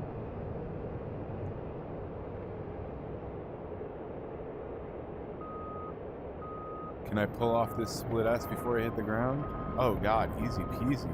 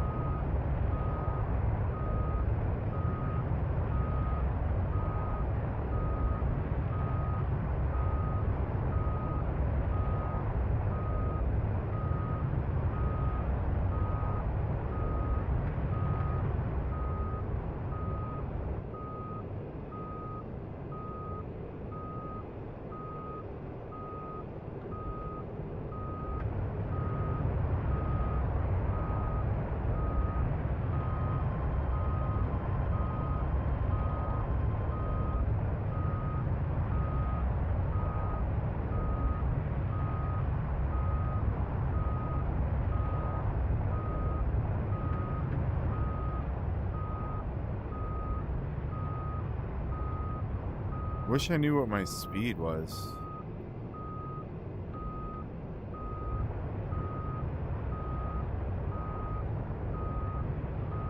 That's G.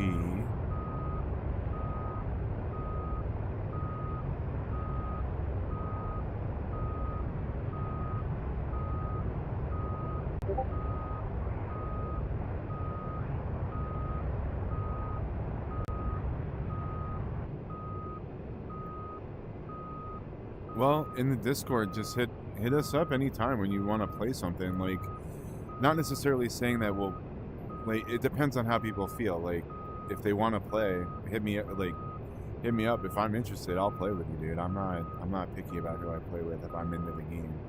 But we do kind of get a little picky about what games we want to play at times. Like sometimes it's hard to get everyone on the same game, but that's you're more than welcome. More than welcome. Welcome to the community. The average company is what the community goes by. Greatness through persistent average effort. All right. I'm going to take a quick 20 minute break isn't exactly that quick, but I'm going to take a 20-minute break, go for a walk, stretch my legs, stretch my arms out, and I'll be back in a few. Thanks everyone for coming and chilling and hanging out with me today. I really appreciate it. You guys rock.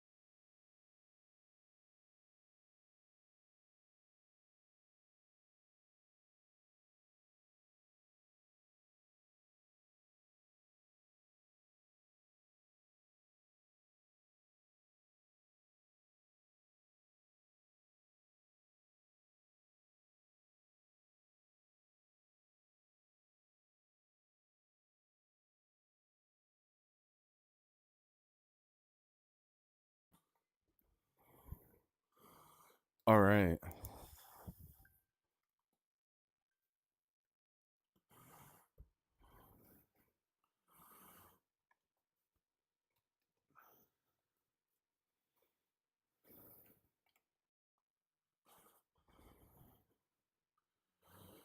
Hope everyone's doing well. I had a good walk. Ran into one of my neighbors, chatted for a moment.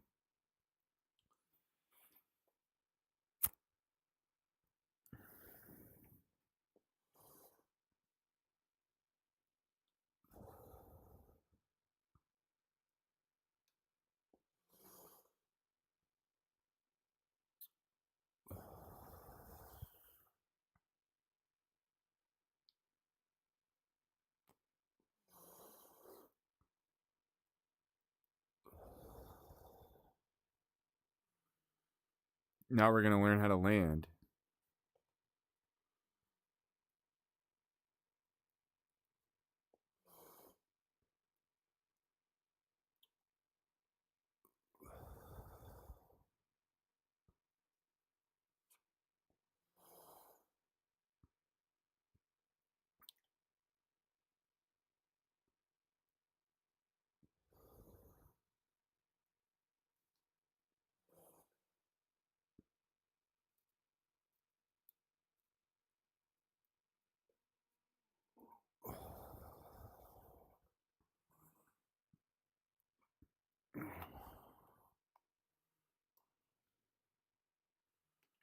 Okay.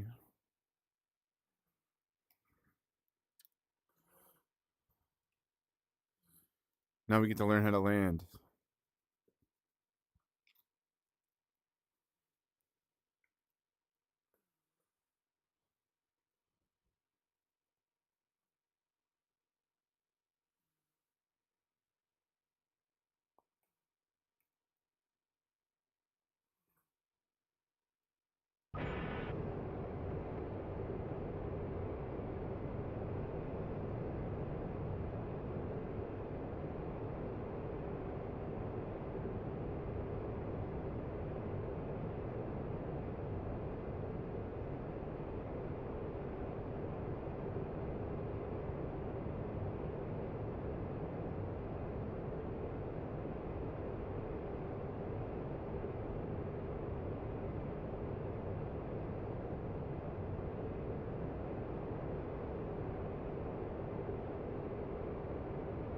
How do I...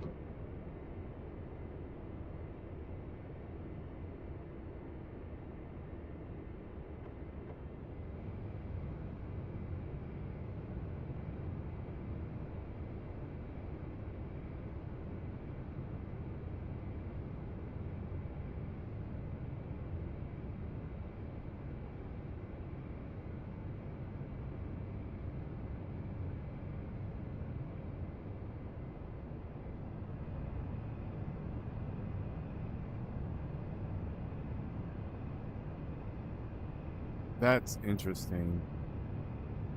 Like, this is totally different than anything it is in an American or Russian aircraft. I prefer this, actually.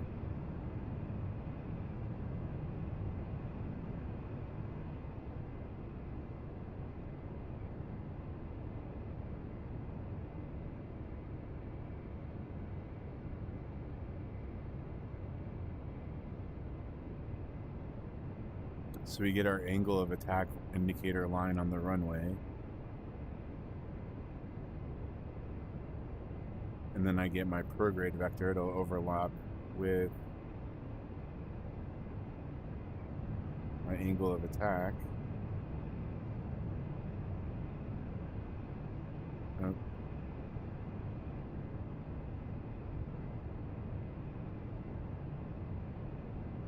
There we go. Let me slow down.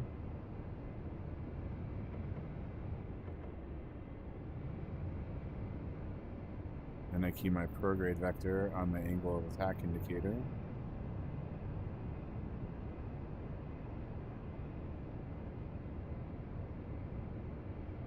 Okay.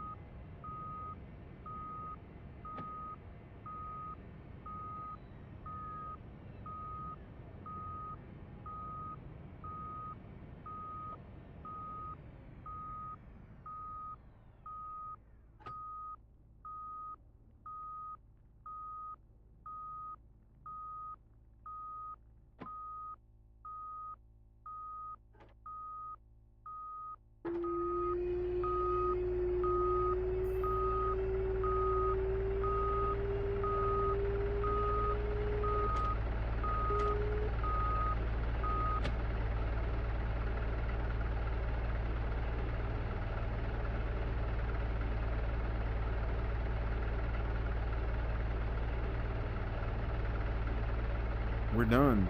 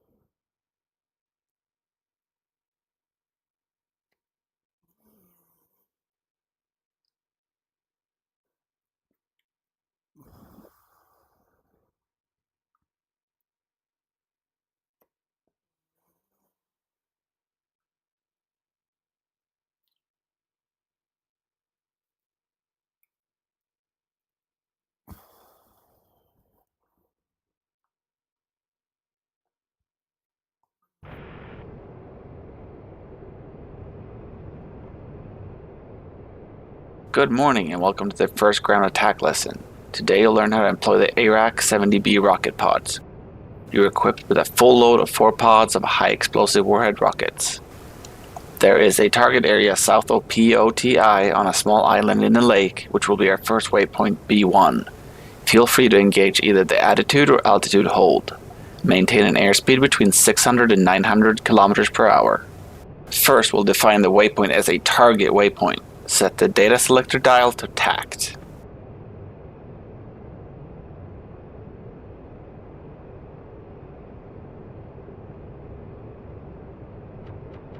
Set the input-output selector to IN. Enter the code 9 by using the datapad. Press the B1 button to assign the code 9 to the waypoint 1, which will make waypoint B1 into M1, a target waypoint. Next, we'll disable the target motion measurement system for the site. This system, while may be useful, requires special care when aiming, so for the purpose of today's training, we'll disable it. Make sure the data selector is set to TACT and the input-output switch is set to IN. Enter the code 221. Press LS to enter the code into memory. This will disable the target motion measure. Set the data selector switch to OUT and the data selector dial to AKT POS. Set the weapon selector to mode attack. This will select most air-to-ground ordnance.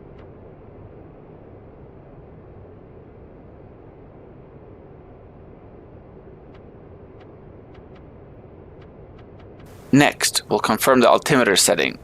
Since the site uses barometric altitude for calculating the slant range prior to engaging the radar ranging, a correct QFE altitude setting is necessary. Set the master mode selector to ANF. The rockets can also be used in mode NAV, but symbology will fly towards the waypoint. Make sure it's still selected. The target will be on an island in the lake. If you're in mode ANF, the target position should be indicated by the target indicator ring in the heads-up display.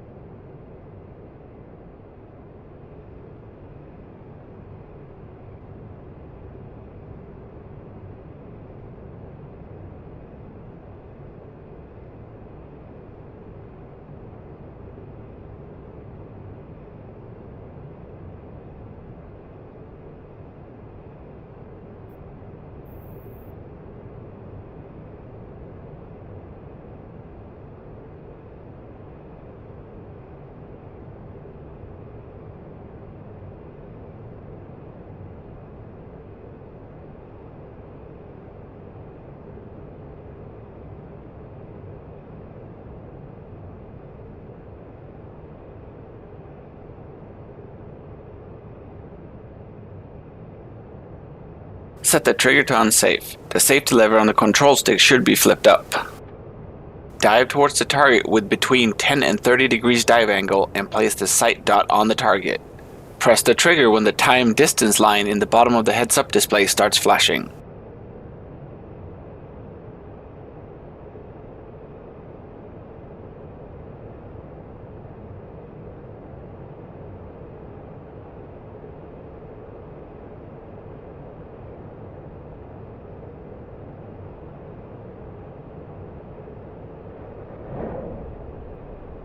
Okay.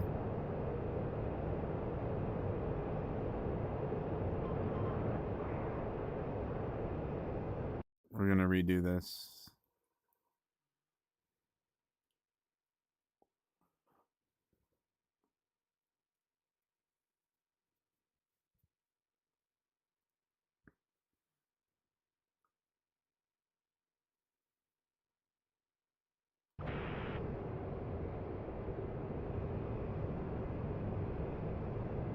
Good morning and welcome to the first ground attack lesson. Today you'll learn how to employ the AJS37 rocket pods. You're equipped with a full load of 4 pods of high explosive warhead rockets. There is a target area south of POTI on a small island in the lake, which will be our first waypoint B1. Feel free to engage either the attitude or altitude hold.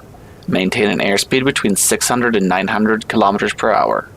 First, we'll define the waypoint as a target waypoint. Set the data selector dial to TACT.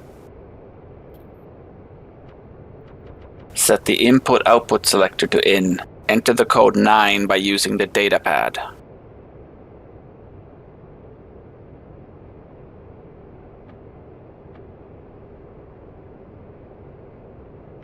Press the B1 button to assign the code 9 to the waypoint 1. Next, we'll disable the target motion measurement system for the site. This system, while may be useful, requires special care when aiming, so for the purpose of today's training, we'll disable it. Make sure the data selector is set to TACT and the input-output switch is set to IN. Enter the code 221. Press LS to enter the code into memory. This will disable the target motion measurement system. Set the data selector switch to out and the data selector dial to AKT POS. Set the weapon selector to mode attack. This will select most air-to-ground ordnance. Next, we'll confirm the altimeter setting. Since the site uses barometric altitude for calculating the slant range prior to engaging the radar ranging, a correct QFE altitude setting is necessary. Set the master mode selector to ANF. The rockets can also be used in mode NAV, but symbology will only appear after fly towards the waypoint. Make sure it's still selected. The target will be on an island in the lake. If you're in mode ANF, the target position should be indicated by the target indicator ring in the heads-up display.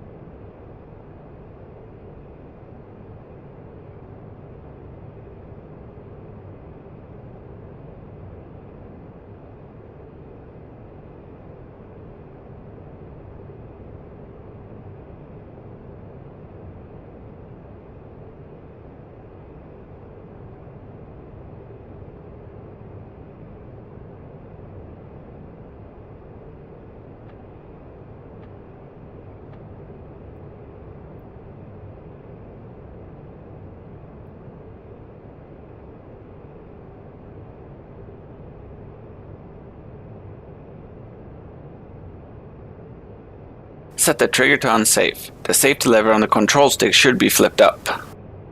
Dive towards the target with between 10 and 30 degrees dive angle and place the sight dot on the target. Press the trigger when the time distance line in the bottom of the heads-up display starts flashing.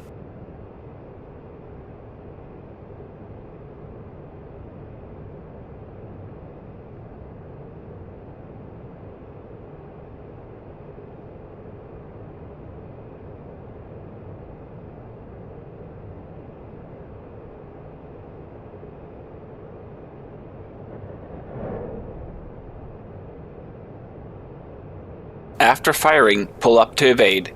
Set the trigger to safe. Set the master mode selector to NAV. Well done. This concludes the rocket tutorial. That was easy. Even though I messed up on the first one. I like this jet. I really like this jet.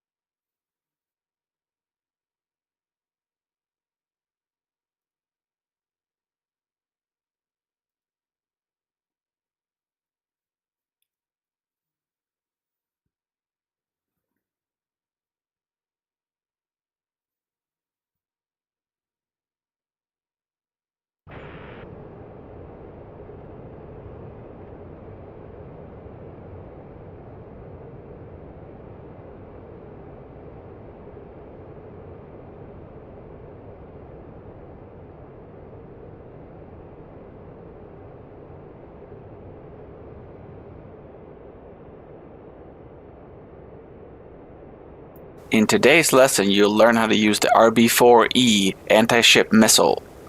You will approach the target area, detect the ships on your radar, and release the missiles towards a small convoy of 3 transport ships traveling south along the coast. The ships will be in the vicinity of waypoint B1, which is just off the coast of Georgia.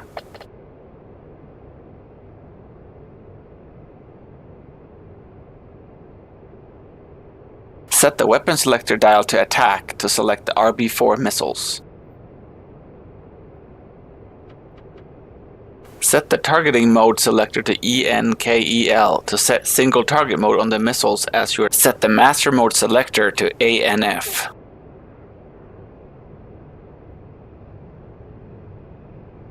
Turn on the radar mode to PPI mode by setting it to mode A1. Change the radar range to about 120 to start searching for ships. They should be near the waypoint circle for waypoint B1.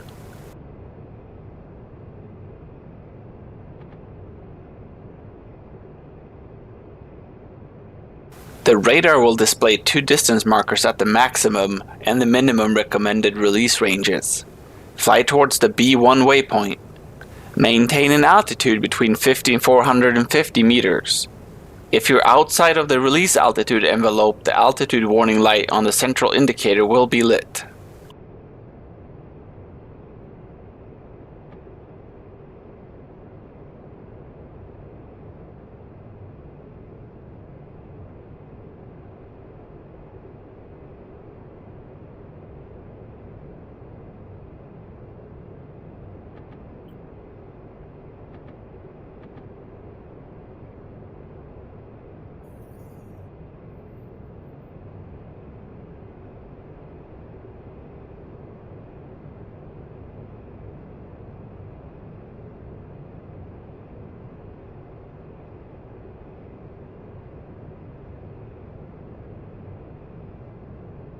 Oh yeah, it's extremely complicated.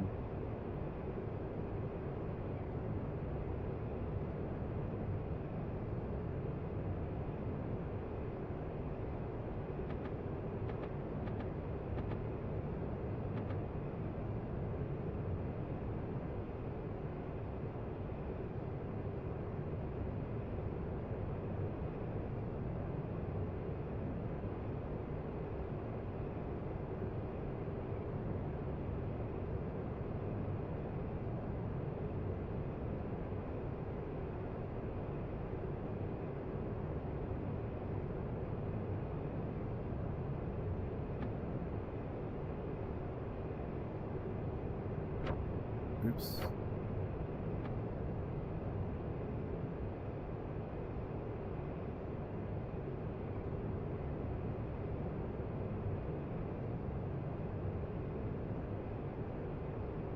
Yeah, probably.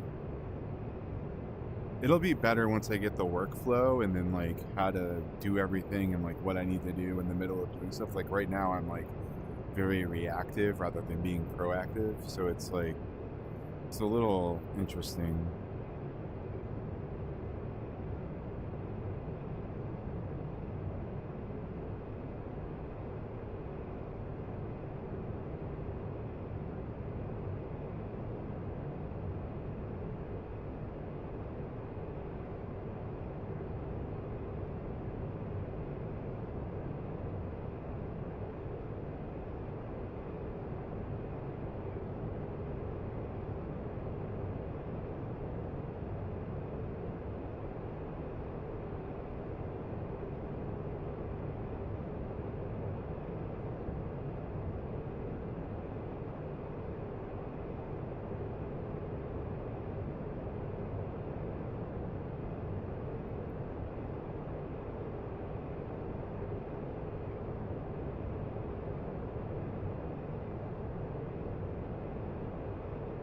Set the trigger to unsafe.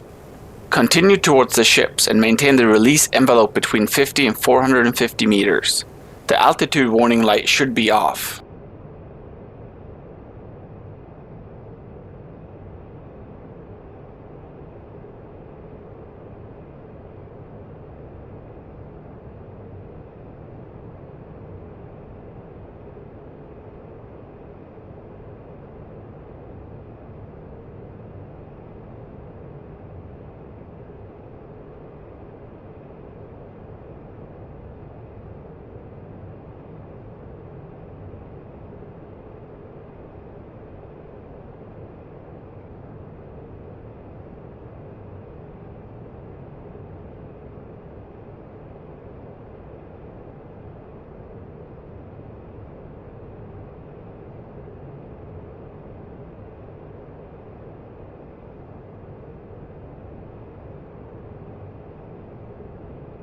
You should now be within range.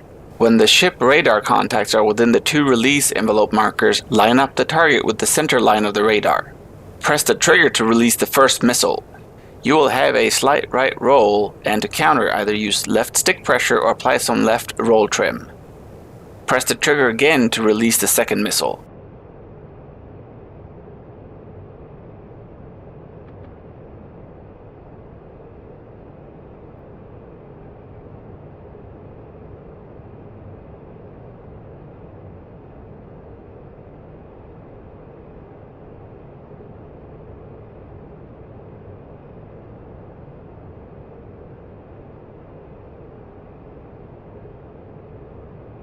I don't see the ships.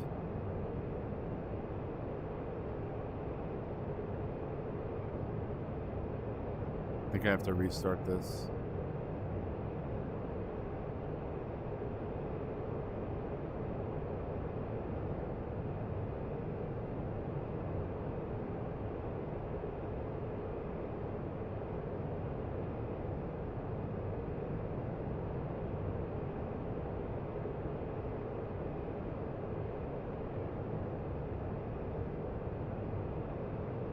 See what happens if I just fire.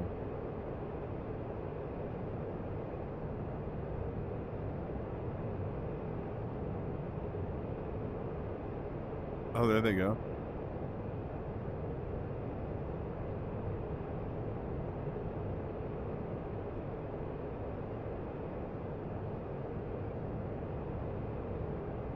They're going towards that ship.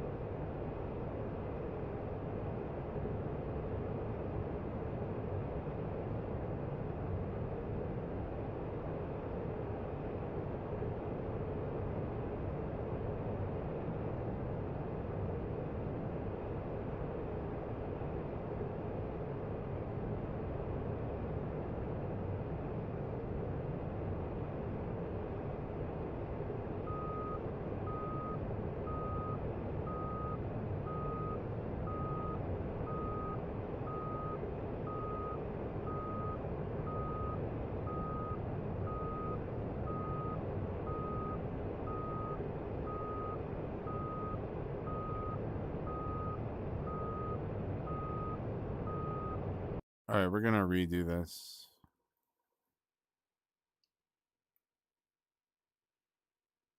I got a bronze star. Fly again.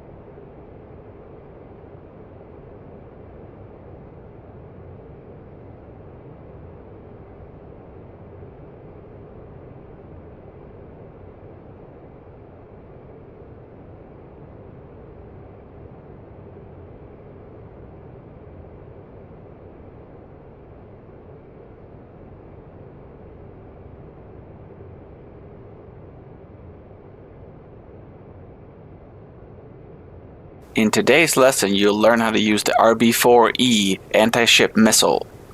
You will approach the target area, detect the ships on your radar, and release the missiles towards a small convoy of 3 transport ships traveling south along the coast.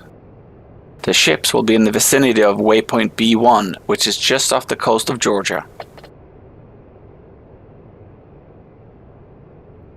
Set the weapon selector dial to attack to select the RB-4 missiles.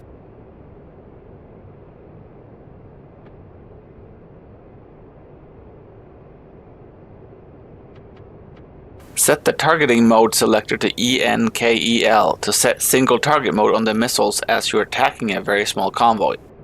Set the master mode selector to ANF. Turn on the radar mode to PPI mode by setting it to mode A1. The radar will display 2 distance markers at the maximum and the minimum recommended release ranges. Fly towards the B1 waypoint. Maintain an altitude between 50 and 450 meters. If you're outside of the release altitude envelope, the altitude warning light on the central indicator will be lit.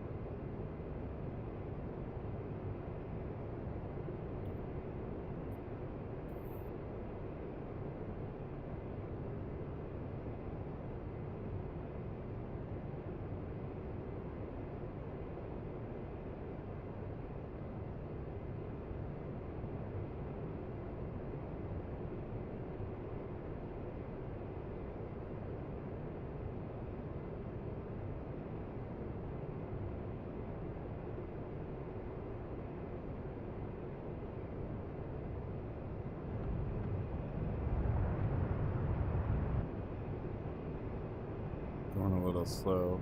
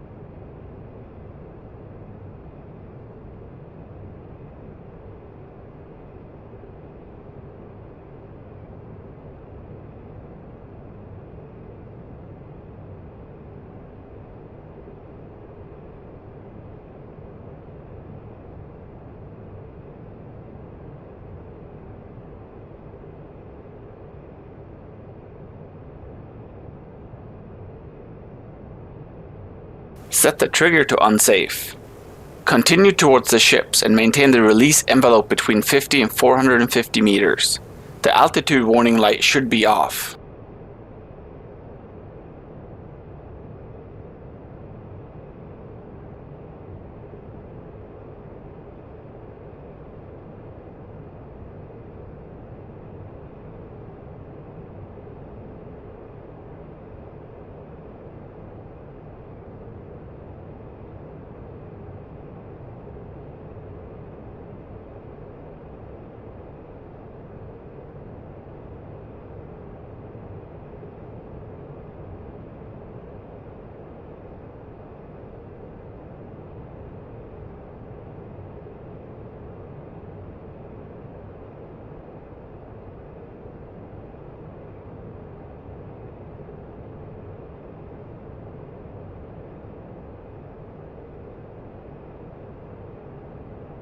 You should now be within range.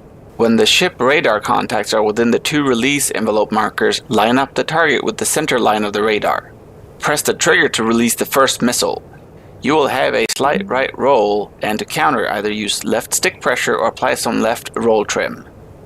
Press the trigger again to release the second missile.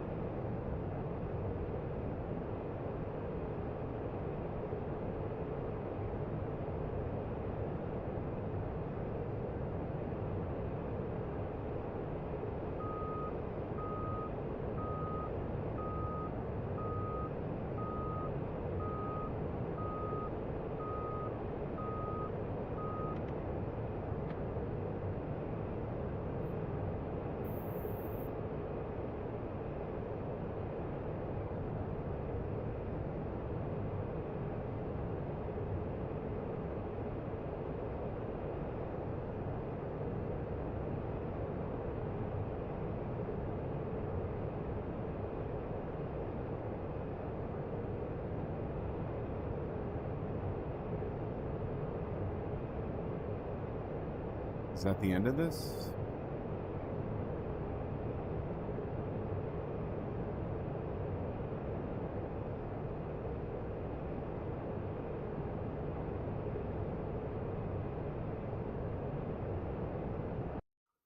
All right. I'm going to do one more thing. Hopefully it should help with, let's see, close settings, VR, and we're going to do use quad view.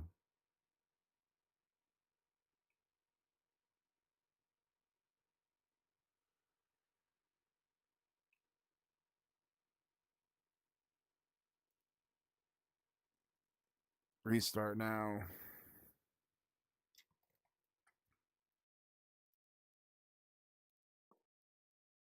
Time is it? 7 o'clock.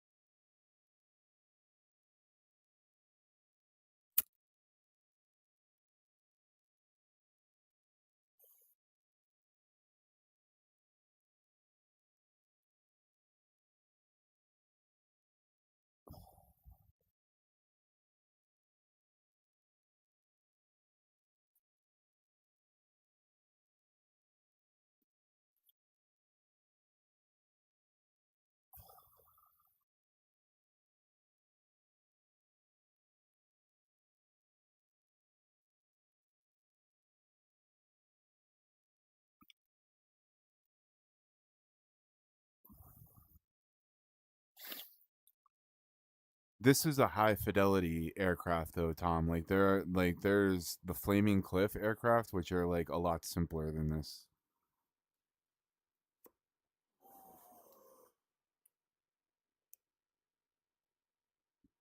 So if you're looking for something that's a little bit more like hop in and flyable,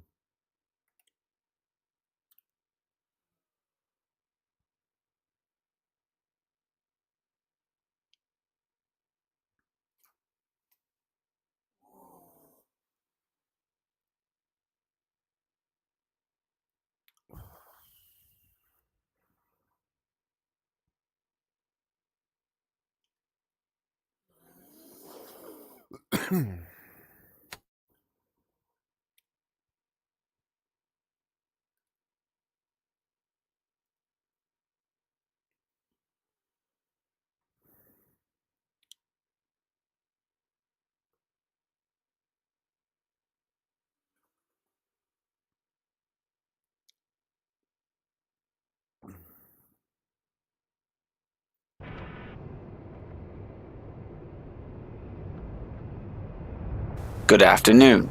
Today you'll learn how to use the RB-05 manually guided missile. This is perhaps the most difficult weapon to use on the AJS37. The RB-05 is visually guided by the use of a flare on the back of the missile. Before we begin, please make sure the keys and buttons for the RB-5 missile controls are mapped and that you're familiar with them. You can map the control unit as an axis or a hat switch. If you need to map buttons, press pause and then escape to do so. There's a small range set up on the island in the lake south of POTI. It should be your first waypoint, B1. Set the weapon selector mode to MARK. It should be the second to leftmost setting. This will set the fuse for the missile in air-to-ground mode. Set mode ANF. The HUD will not change in this mode as there is no sighting system for the missile. You should now be within 20 kilometers of the target. It is a concrete building on the island and should be marked with red smoke. Start a gentle dive towards the target. Place the flight path vector just above the target. You may want to engage the altitude hold to make steering the aircraft easier. Set the trigger to unsafe.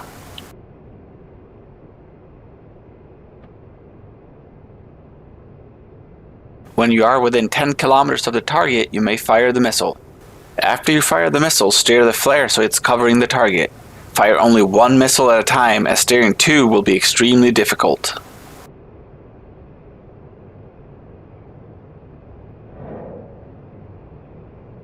Try to keep the flare on the target and maneuver the aircraft as little as possible. Try to make any corrections minimal.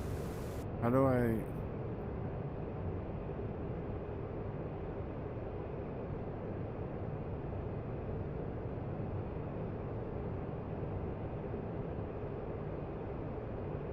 After impact, you may go around and make another attack run. This concludes the RB-5A tutorial.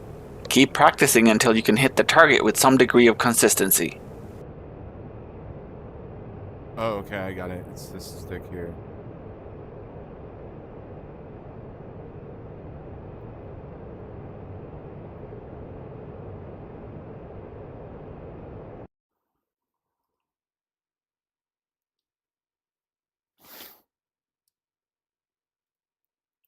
It's the right stick.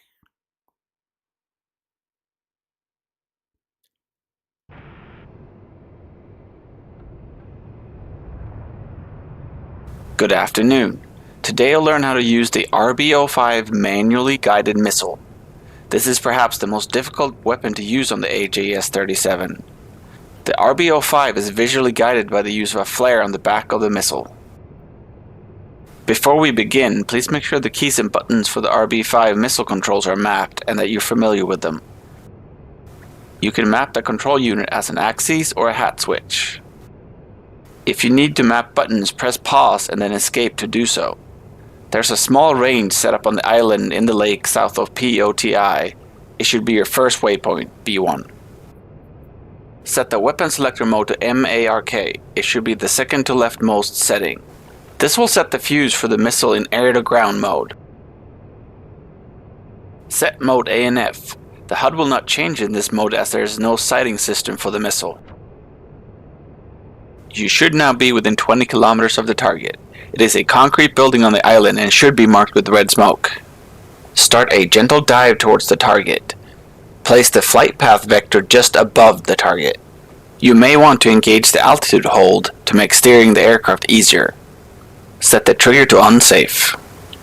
When you are within 10 kilometers of the target, you may fire the missile. After you fire the missile, steer the flare so it's covering the target. Fire only one missile at a time, as steering two will be extremely difficult.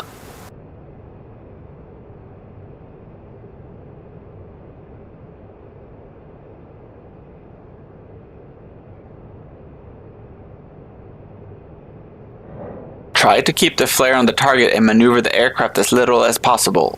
Try to make any corrections minimal.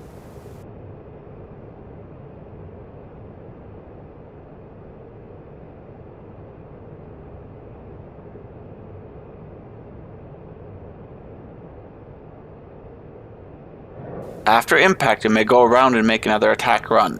This concludes the RB-5A tutorial. Keep practicing until you can hit the target with some degree of consistency.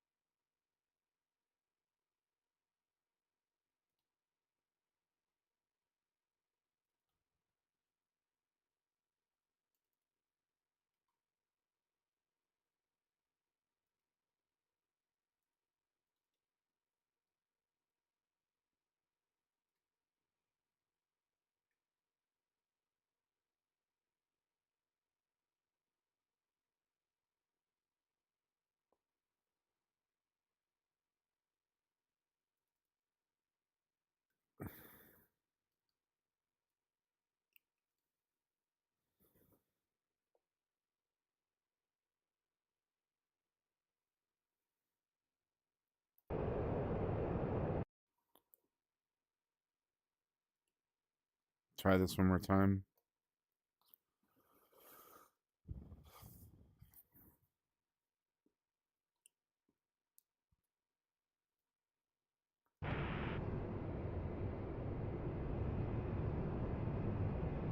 Good afternoon. Today you'll learn how to use the RB-05 manually guided missile. This is perhaps the most difficult weapon to use on the AJS37. The RB-05 is visually guided by the use of a flare on the back of the missile.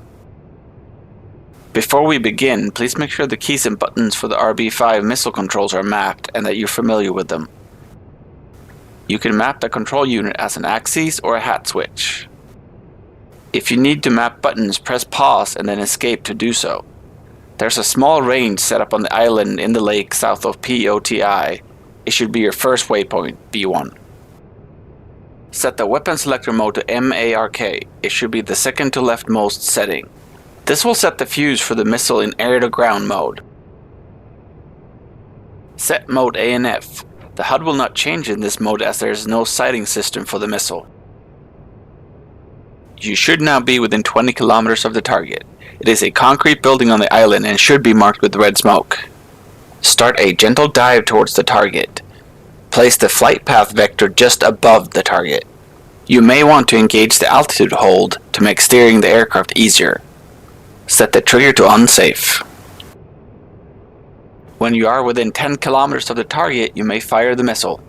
After you fire the missile, steer the flare so it's covering the target.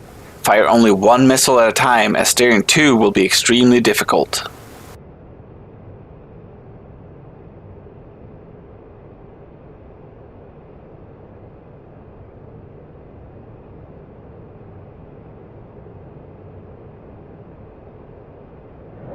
Try to keep the flare on the target and maneuver the aircraft as little as possible. Try to make any corrections minimal.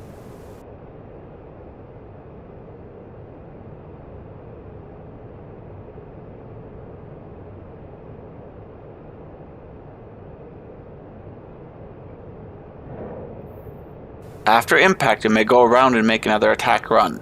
This concludes the RB5A tutorial. Keep practicing until you can hit the target with some degree of consistency.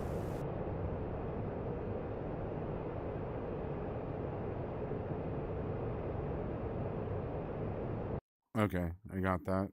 It's not easy to fly the rocket, but it's...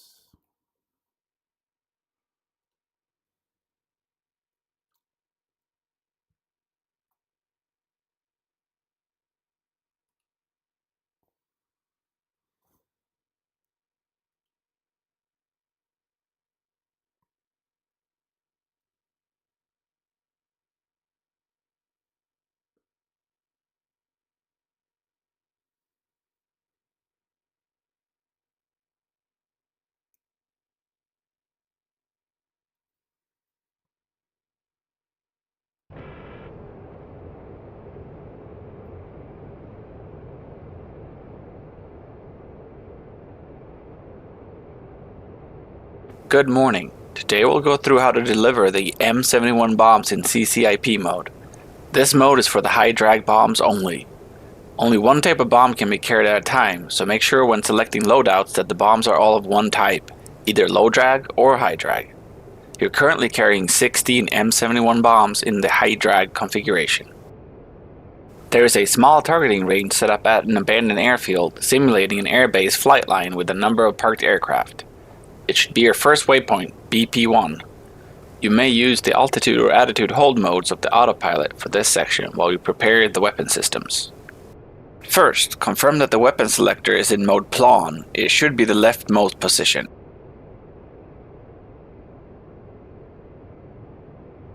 Set the impact interval of the sight mode dial. The computer can select impact intervals between 10 and 60 meters between each bomb. For today, set the impact interval to 10 meters, which will yield a bomb. Confirm that the weapon selector is in mode Nav. Since the CCIP requires Nav with high drag bomb, set QFE to 1012. Target altitude above sea level is 10 meters and QNH is 1013. Such slight differences of pressure rarely impact accuracy for CCIP bombing. Having a rough approximation of QFE pressure is often adequate. Proceed towards the target area.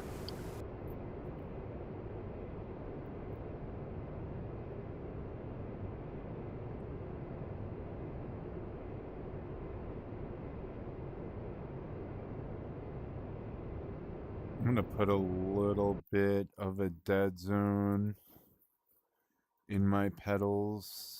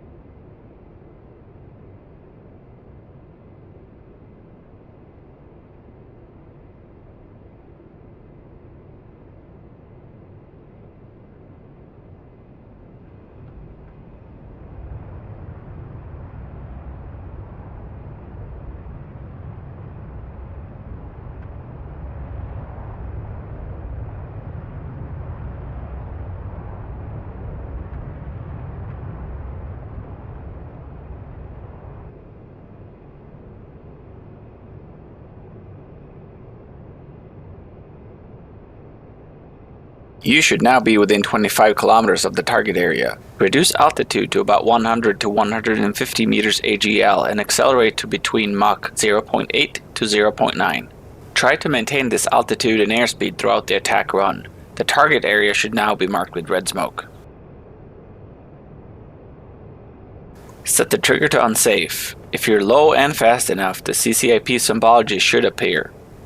The targeting reticule consists of a dot and a ring, with the dot and ring representing the first and last bomb in a series respectively. Place the target between the two dots and press the trigger. Keep the trigger pressed in until the store's released Feld Last light appears on the top right of the instrument panel, indicating that all bombs have been dropped.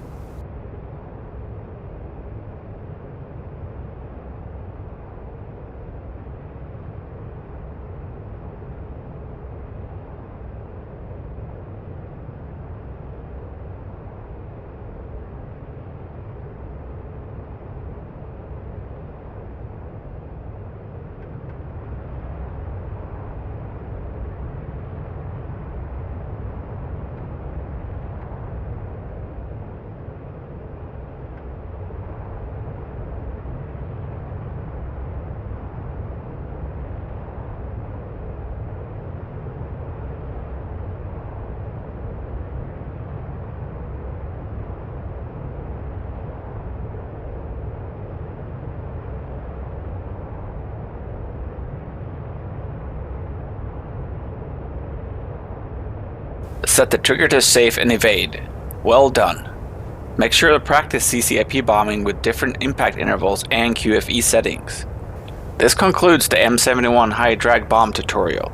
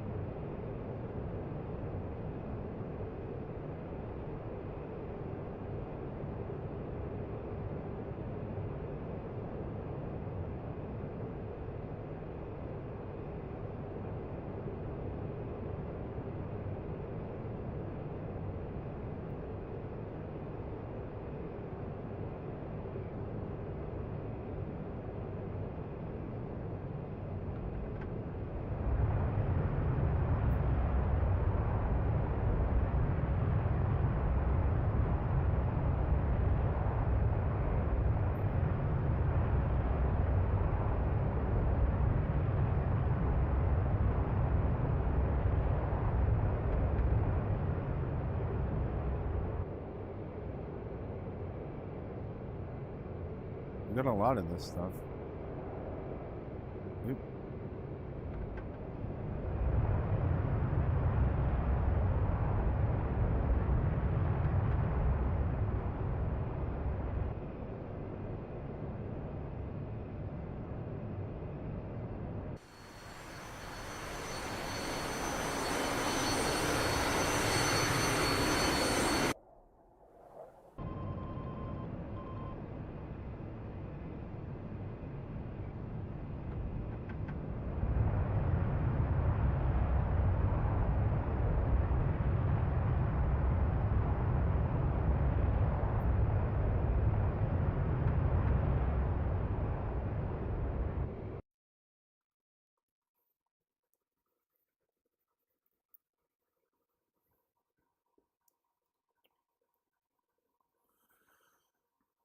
Cluster munitions dispenser. All right.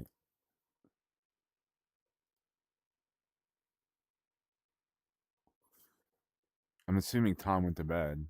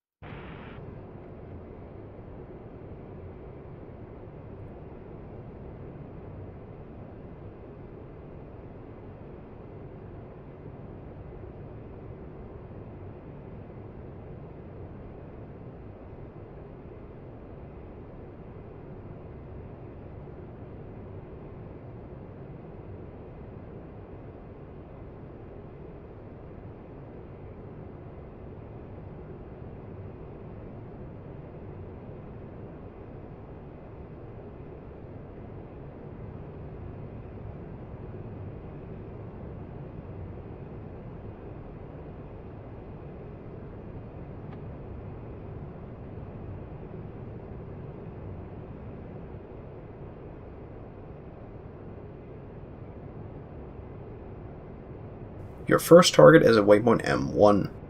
Approach the target and try to maintain an airspeed over Mach 0.85 to give the weapon sufficient kinetic energy and range. Maintain an altitude between 50 and 500 meters AGL. You may want to use attitude or altitude hold while setting up the systems.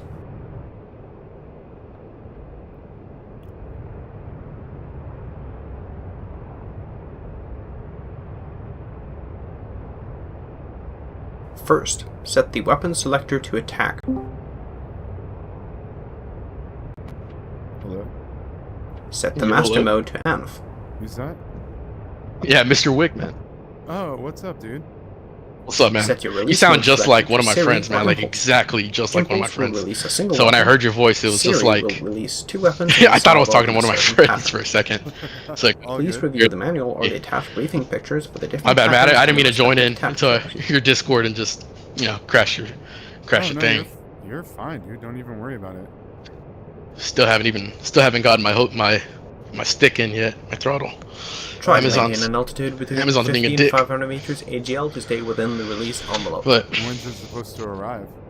today, and I ordered it yesterday, and what's it called? It said it was Unsafe supposed to the be here trigger. today, and they never. If the altitude It just warning still says light on the ordered. central display is lit, you're likely outside Hasn't even the said release shit, so I'm altitude kinda mad. envelope of the weapon.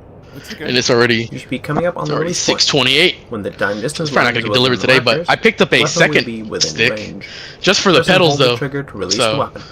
I guess I have a backup just in case, because the kit, it was like a kit and it came with rudder pedals, and I was just like, might as well just get the kit because I want to play Star Citizen too. So it came with the second throttle, stick. Oh, yeah. So Star I could just use both sticks. Star Citizen's great. I've been having a hard time trying to figure out what I want to do in Star Citizen, but as an overall play experience, Game. it's fun. Yeah.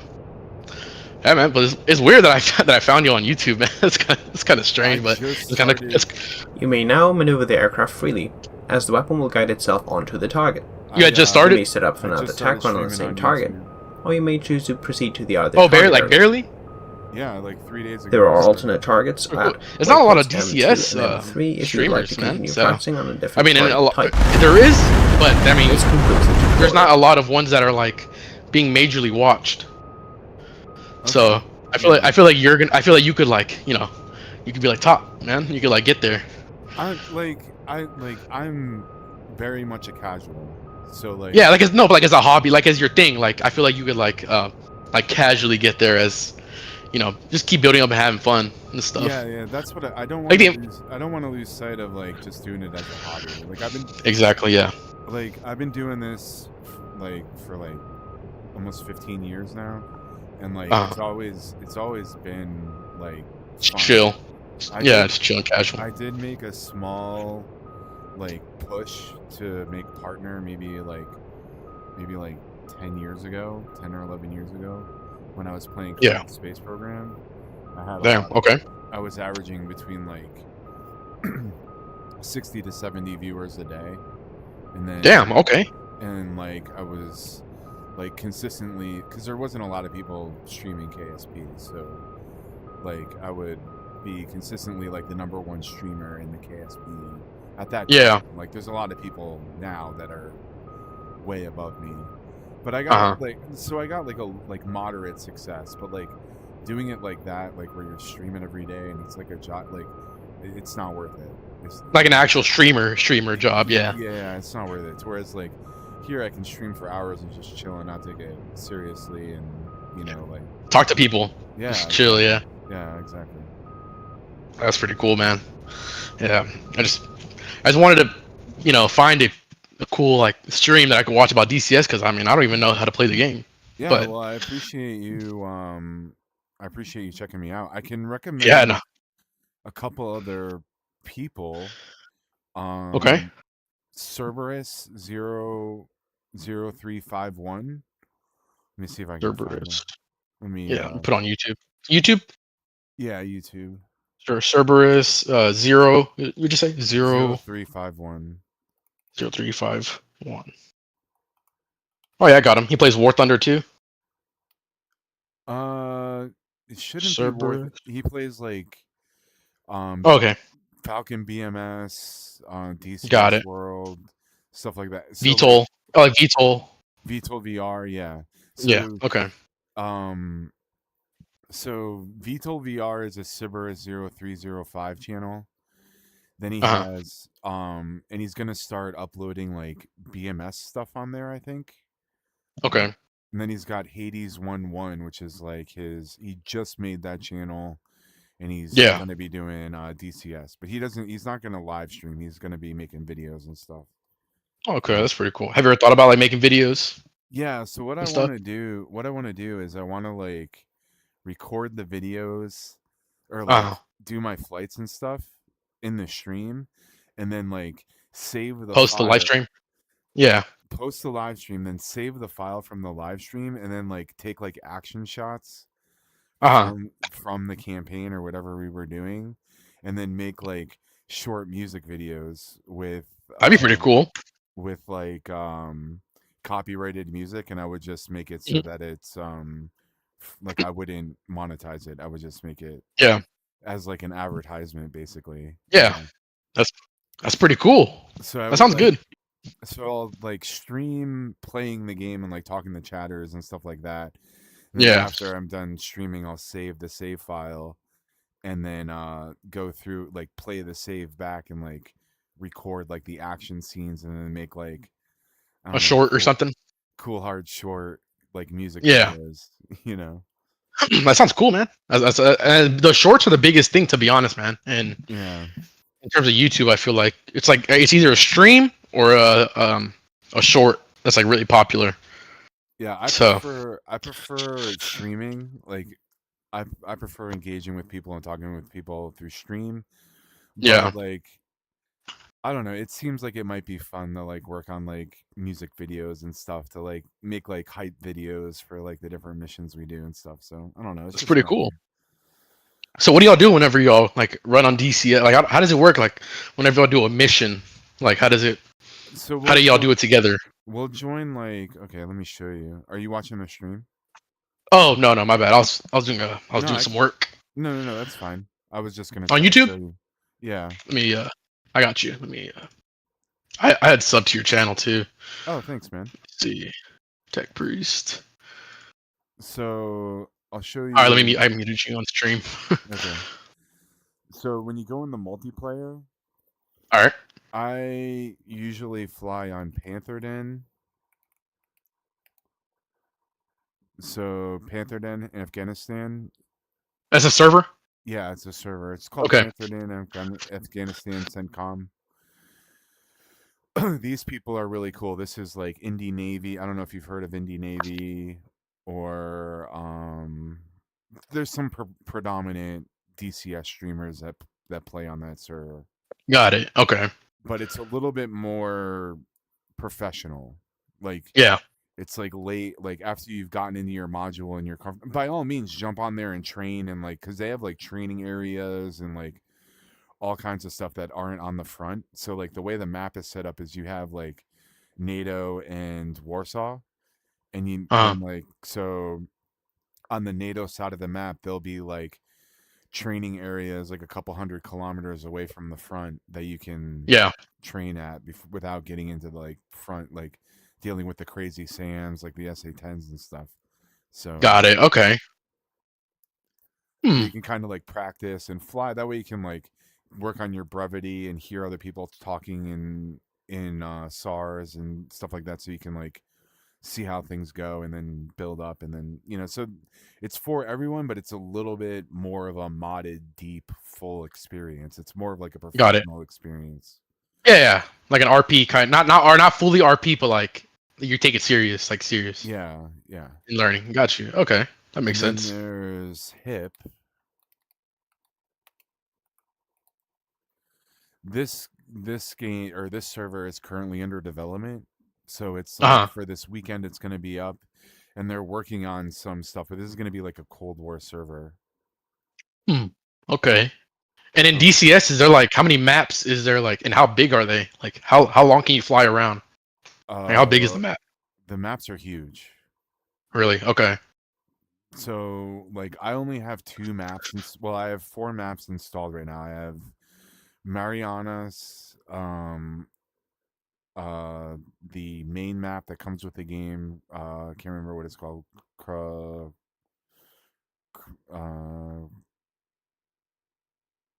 Caracas, I think. Okay. And then there's Persian Gulf, Nevada, Afghanistan, Kola. There's a bunch of maps. There's a bunch of maps. So, and like on these different servers, they'll like rotate through maps. So Got it. you just go through, you just find like, let me cancel this out. You can just go through, you can search by ping. Faces of Death is also pretty good. It's managed by the same people who run the Panther Den server. And the way this is organized is I'll show you. I'll join and show you how the map looks. But you'll I want to see like how it works. Like, yeah. You'll have red forces and blue forces, and you just pick your airfield that you want to launch from your aircraft, and you just select missions that you want to do in the mission menu. So, and then you like conduct that mission, and you get points, and then you can rank up and get rank, and like just different things like different points. Yeah. So, like level up and shit. Yeah. Yeah.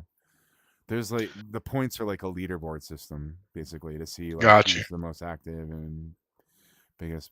So on Faces of Death, you can only fly blue side until like you can eventually fly red side, but you have to like know them and like Got it. get on Okay. the white list.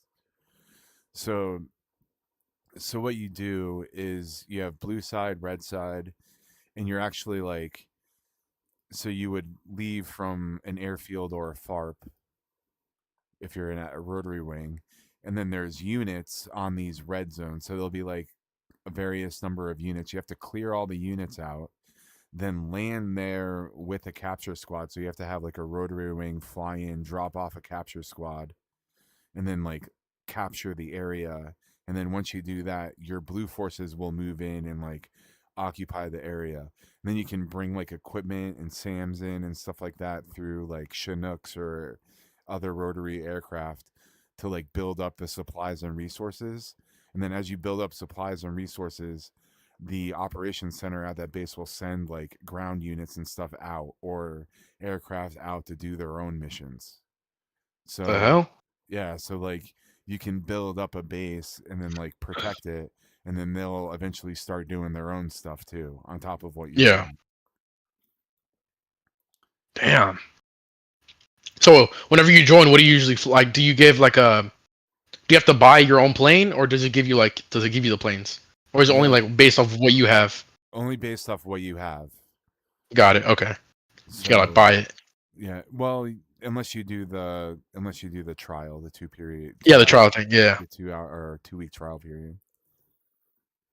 Yeah, I already downloaded it.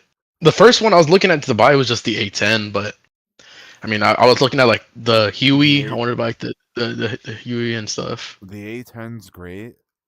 The only it's a lot to learn. The systems are I bet. in-depth. Bet. Yeah, So I was like, go ahead. no, I was just saying, I was like, that's why I wanted to kind of look at it and just kind of see. Honestly, that's why I looked up a stream, because I wanted to see if somebody was flying it, so I could try to learn, try to see if they were like doing it. But I mean, there's literally nobody flying the A10. I originally, when I first started playing DCS World back in like 2010, Yeah. I flew the A10 because that was the only module they had was the A10. So everyone was flying Got the it. A10 back then. Yeah. But I haven't. I'm so like I'm 15 years out of practice. You're like, I don't even know what to do. I don't even know how to start it up. Yeah, exactly. Yeah. The F-18 looks pretty cool. Man, this is so crazy how expensive they are, man. That's crazy. Yeah, that's why. But, I mean, they're pretty detailed. Yeah, so anything that doesn't have Flaming Cliffs in the title is fully functional. Anything that doesn't have Flaming Cliffs? Right. Or FC. Got it. So if you go over here, let's see, we pick Katasi. Anything that has FC after it is a small, like, is not full fidelity. Got it. So it's like a full model. Like you can't click everything and stuff. Right, but everything that doesn't have the FC after it, well, the Su-33, not true, that's FC. The Su-25s are FC, so these are all Flaming Cliffs. But yeah, so I mean, you got a lot of planes, man. You got a lot of aircraft. There's mods you can fly for free. So, really? Yeah, so there's like the Skyhawk that I think you can get for free. There's this T-45 that you can get for free. There's a few free aircraft, but you need to get like if you're gonna use mods, you need to get Flaming Cliffs. Close. Because and what is that? Is that like a program? That's a module. It's one of the modules. A module, got it. Yeah, and it has like, well, you need to buy the F-15C Flaming Cliffs model because most of the flight models that the mods use the F-15 flight model. Okay, that makes sense. So so I would just get Flaming Cliffs if you have the money for it, and then that will cover like all the stuff you need for mods, like all the pretty much. Got it. Okay. That's pretty cool. I also have some mods too. So like the T-45 is a mod, the Blackhawk is a mod, the UH-60, and the Hercules is a mod. Nice. Okay. Because it hasn't come out yet, but once it comes out, once the Hercules makes it to the game, I'll take the mod out. That's a C-130? Is that a C-130? The Hercules? Yeah. Holy shit! No way. You can fly a C-130 in there. That's crazy. Yeah. Man, I feel like that'd be a badass plane to fly. C-130 just fucking. But you can't even. Can you shoot out of it? I don't think so, right? No, it's just a cargo plane. It's just cargo plane. It's just for running logistics. Got it. Okay. And the one that's not FC for the A10 is like the Tank Killer one, right? The new one. Yeah. Tank Killer 3. Okay. Tank Killer 3, not 2. Tank Killer 2. Sorry, it's the third game, but it's yeah. Dude, $80. Yeah, it's the third iteration of the A10. A10. Yeah, because I know that they had like the A10, and then it was like the A10A, right? Yeah. At first when it came out. Yeah, that comes in Flaming Cliffs. So you get, you get. I don't have the A10A installed, but you get the A10A, the FC or the F-15C, the F-5E, the F-86F.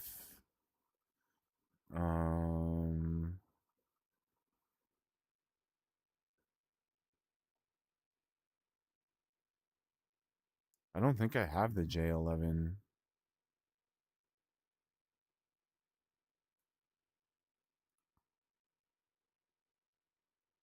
So this has DCS just kind of been your go-to just kind of lately? You got back into it again? I'm or have you always just just kind of now. stuck with it? Today is my first day getting back into it. To where I'm like, Okay. where I'm thinking like I'm gonna like Stick with it. stick with like I'm gonna play other things too, but like this is gonna be like something like a continuous thing that happens on the stream, basically. Yeah. So you're mostly into like big like survival games. I'm mostly Um, into like physics and engineering games, like Kerbal Space got it. Program, Yeah. um, Starbase, um, state like space engineers, station Yeah. Space engineers, engineers. Yep. stuff like that. Yeah. Okay. That's pretty cool. I like Yeah. building and like Building ma- shit. making things work together. One of my favorite Yeah. games is Stationeers, which is like i- a physics simulation, basically, where you try to survive on different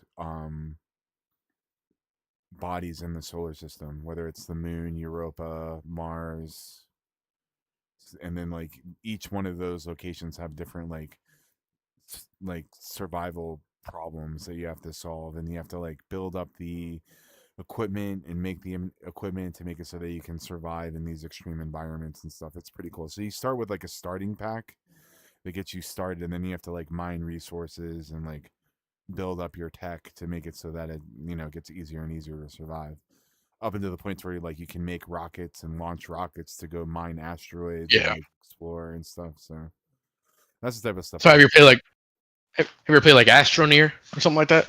Yeah, yeah. Astroneer. Astroneer is pretty good. It's a look like it's It's a very little, chill, casual. yeah, yeah. It's a little bit more like casual, but like I also like games like No Man's Sky, Oh yeah, No Elite, Man's Sky is good. Elite Dangerous, um, stuff like that. That's crazy that you're a Warhammer fan. It's pretty Oh cool. yeah, yeah. Warhammer's. I kind of. Oh, go ahead. My bad. It's fine. I started out getting into the lore about Uh-huh. 6 or 7 years ago. I wasn't a Warhammer Yeah. fan before that, but like about 6 or 7 years ago, I started really getting into the lore. And then after about 5 years of like just getting books and um Just different like getting into it, modules, playing the game. Yeah. I just got more and more into it. I'm now like starting to accumulate my army. I only have about 500 points, 600, 500 or 600 points.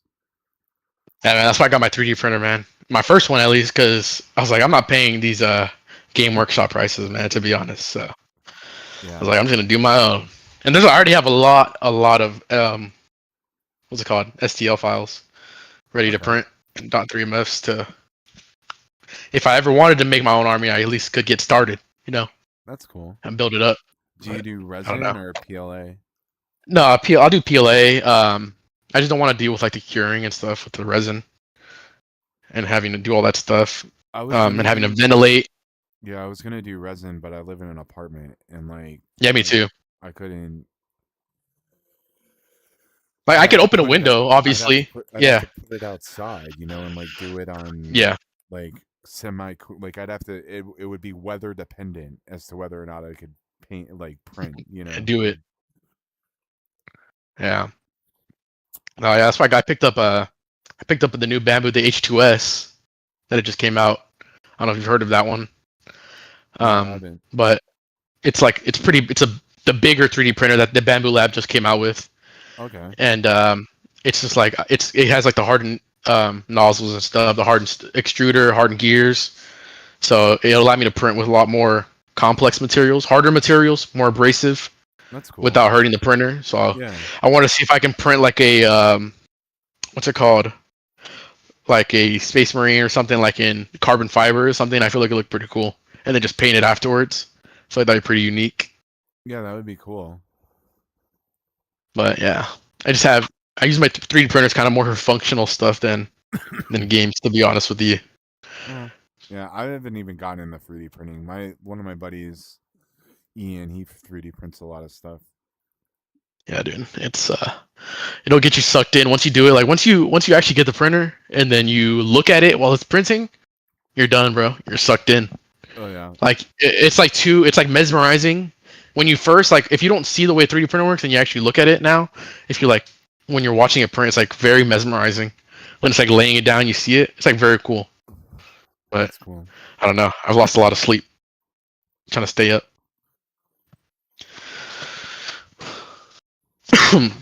And that other guy that was in the chat, the Hex. Yeah, see. He plays DCS too. No.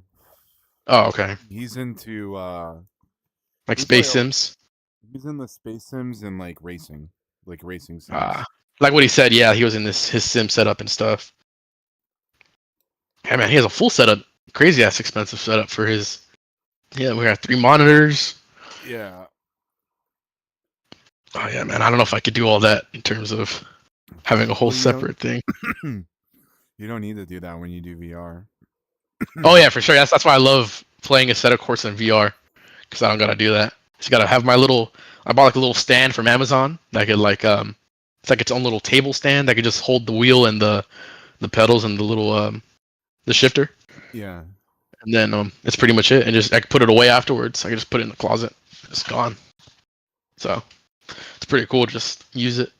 And just put the VR away too. What do you use? A Quest 3? Yeah, Quest 3. Quest 3, okay. And then it's pretty clear Oh yeah. in DCS? Okay. That's what I got too, yeah. So if I can show you this. If I go in the settings. So in VR, it depends on your graphics card. So how much RAM Okay. the graphics card adds, and so like my pixel density is 150% Uh-huh.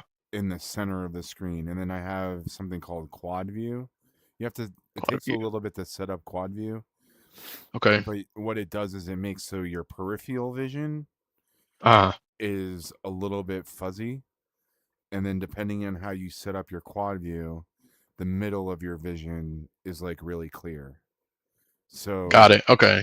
it makes it so that you save some resources while making it like 50% Look nice. Yeah, by 50% sharper where you're looking, basically, where the Yeah. center of your vision is. Now the Instead of where you're not looking. right. And now like what headset do you have?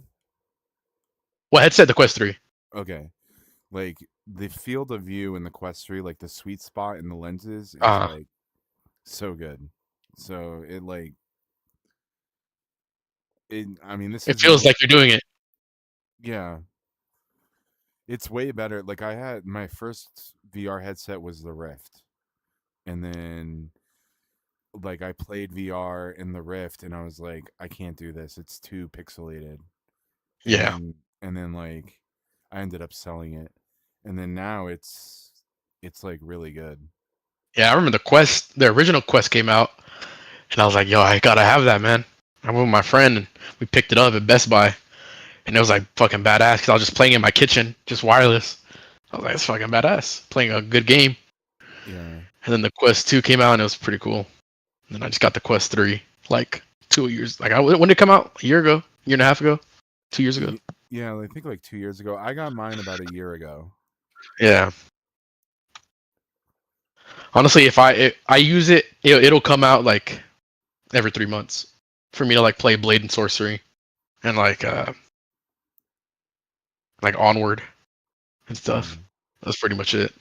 But I want to use it for something like this in terms of like what so whenever like you're flying, so when you say you have the pixel density set like at 150%, Yeah. you said it's only for the center of your screen, right? That's not everything in general with quad view.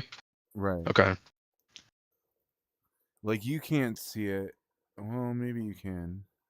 What frames are you getting with 72. in your VR? 72? Okay. That's not bad.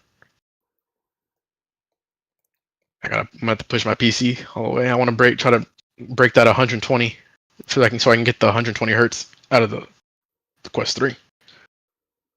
But hopefully I can't. I don't know. This game seems like it's pretty not hard to run. I mean, it is pretty hard to run. It's 200 freaking gigabytes. So Yeah. seems like it's pretty hard to My run. save is like 400 gigs Jeez. with all the No. maps and Yeah. aircraft and stuff. It gets All right. It sounds like I got to install my my other NVMe's into my PC tonight. I gotta have some backup space, man. Because Well, not to start. You only need like 250 gigs to start. The aircraft Yeah. are small. The maps are big. So the maps are like Got anywhere between 30 and 100 gigs. So holy sh! So they're big maps then. yeah, some of them are huge. Holy, it's pretty cool. Let's see. I'm actually gonna stop the stream. You're more than welcome to just chill with me. I'm not going anywhere. Oh, I you're gotta good. I gotta take the headset off. So No, you're all good. You're all good, man. I've been wearing it for a few hours now. So Yeah, no, I bet. You probably got that. You got a headset dent, don't you, in your head? well, like I have the boba head mount. Oh, okay. I've Yeah. had it for about like pretty much as long as I've had the headset. And Uh-huh. the problem is like the padding on the front, after you Yeah. use it for a while, it gets pushed up out of the way of Ah, the plastic. So then like eventually the plastic will start digging into your forehead. So it's like kind of sucks. It bothers you a yeah. little bit. It's still great. It's still good. It's still like very comfortable. It's much more comfortable Yeah. than just wearing the head strap. Oh yeah, for But sure. but it's it's heavy. It's a lot of extra weight. It's it's not perfect. It's just not perfect. And are you doing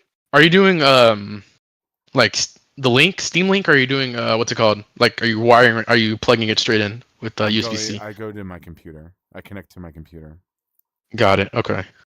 and then I use a wired connection. Yeah. Yeah. I got it. That's why. Yeah, that sounds better because it'll keep your headset charged and won't die on you. Because you can do it three different ways. You can go through Steam Link. You can go through AirLink, which is the same way which is like directly connecting to your computer Yeah. through Wi-Fi, and then you can use the cable and then directly connect through your computer through the cable. Yeah. I'm gonna do the cable just because I feel like it's gonna be no lag, no latency between what I see and Yeah. what my controls, my input lag. So it'll be a lot better.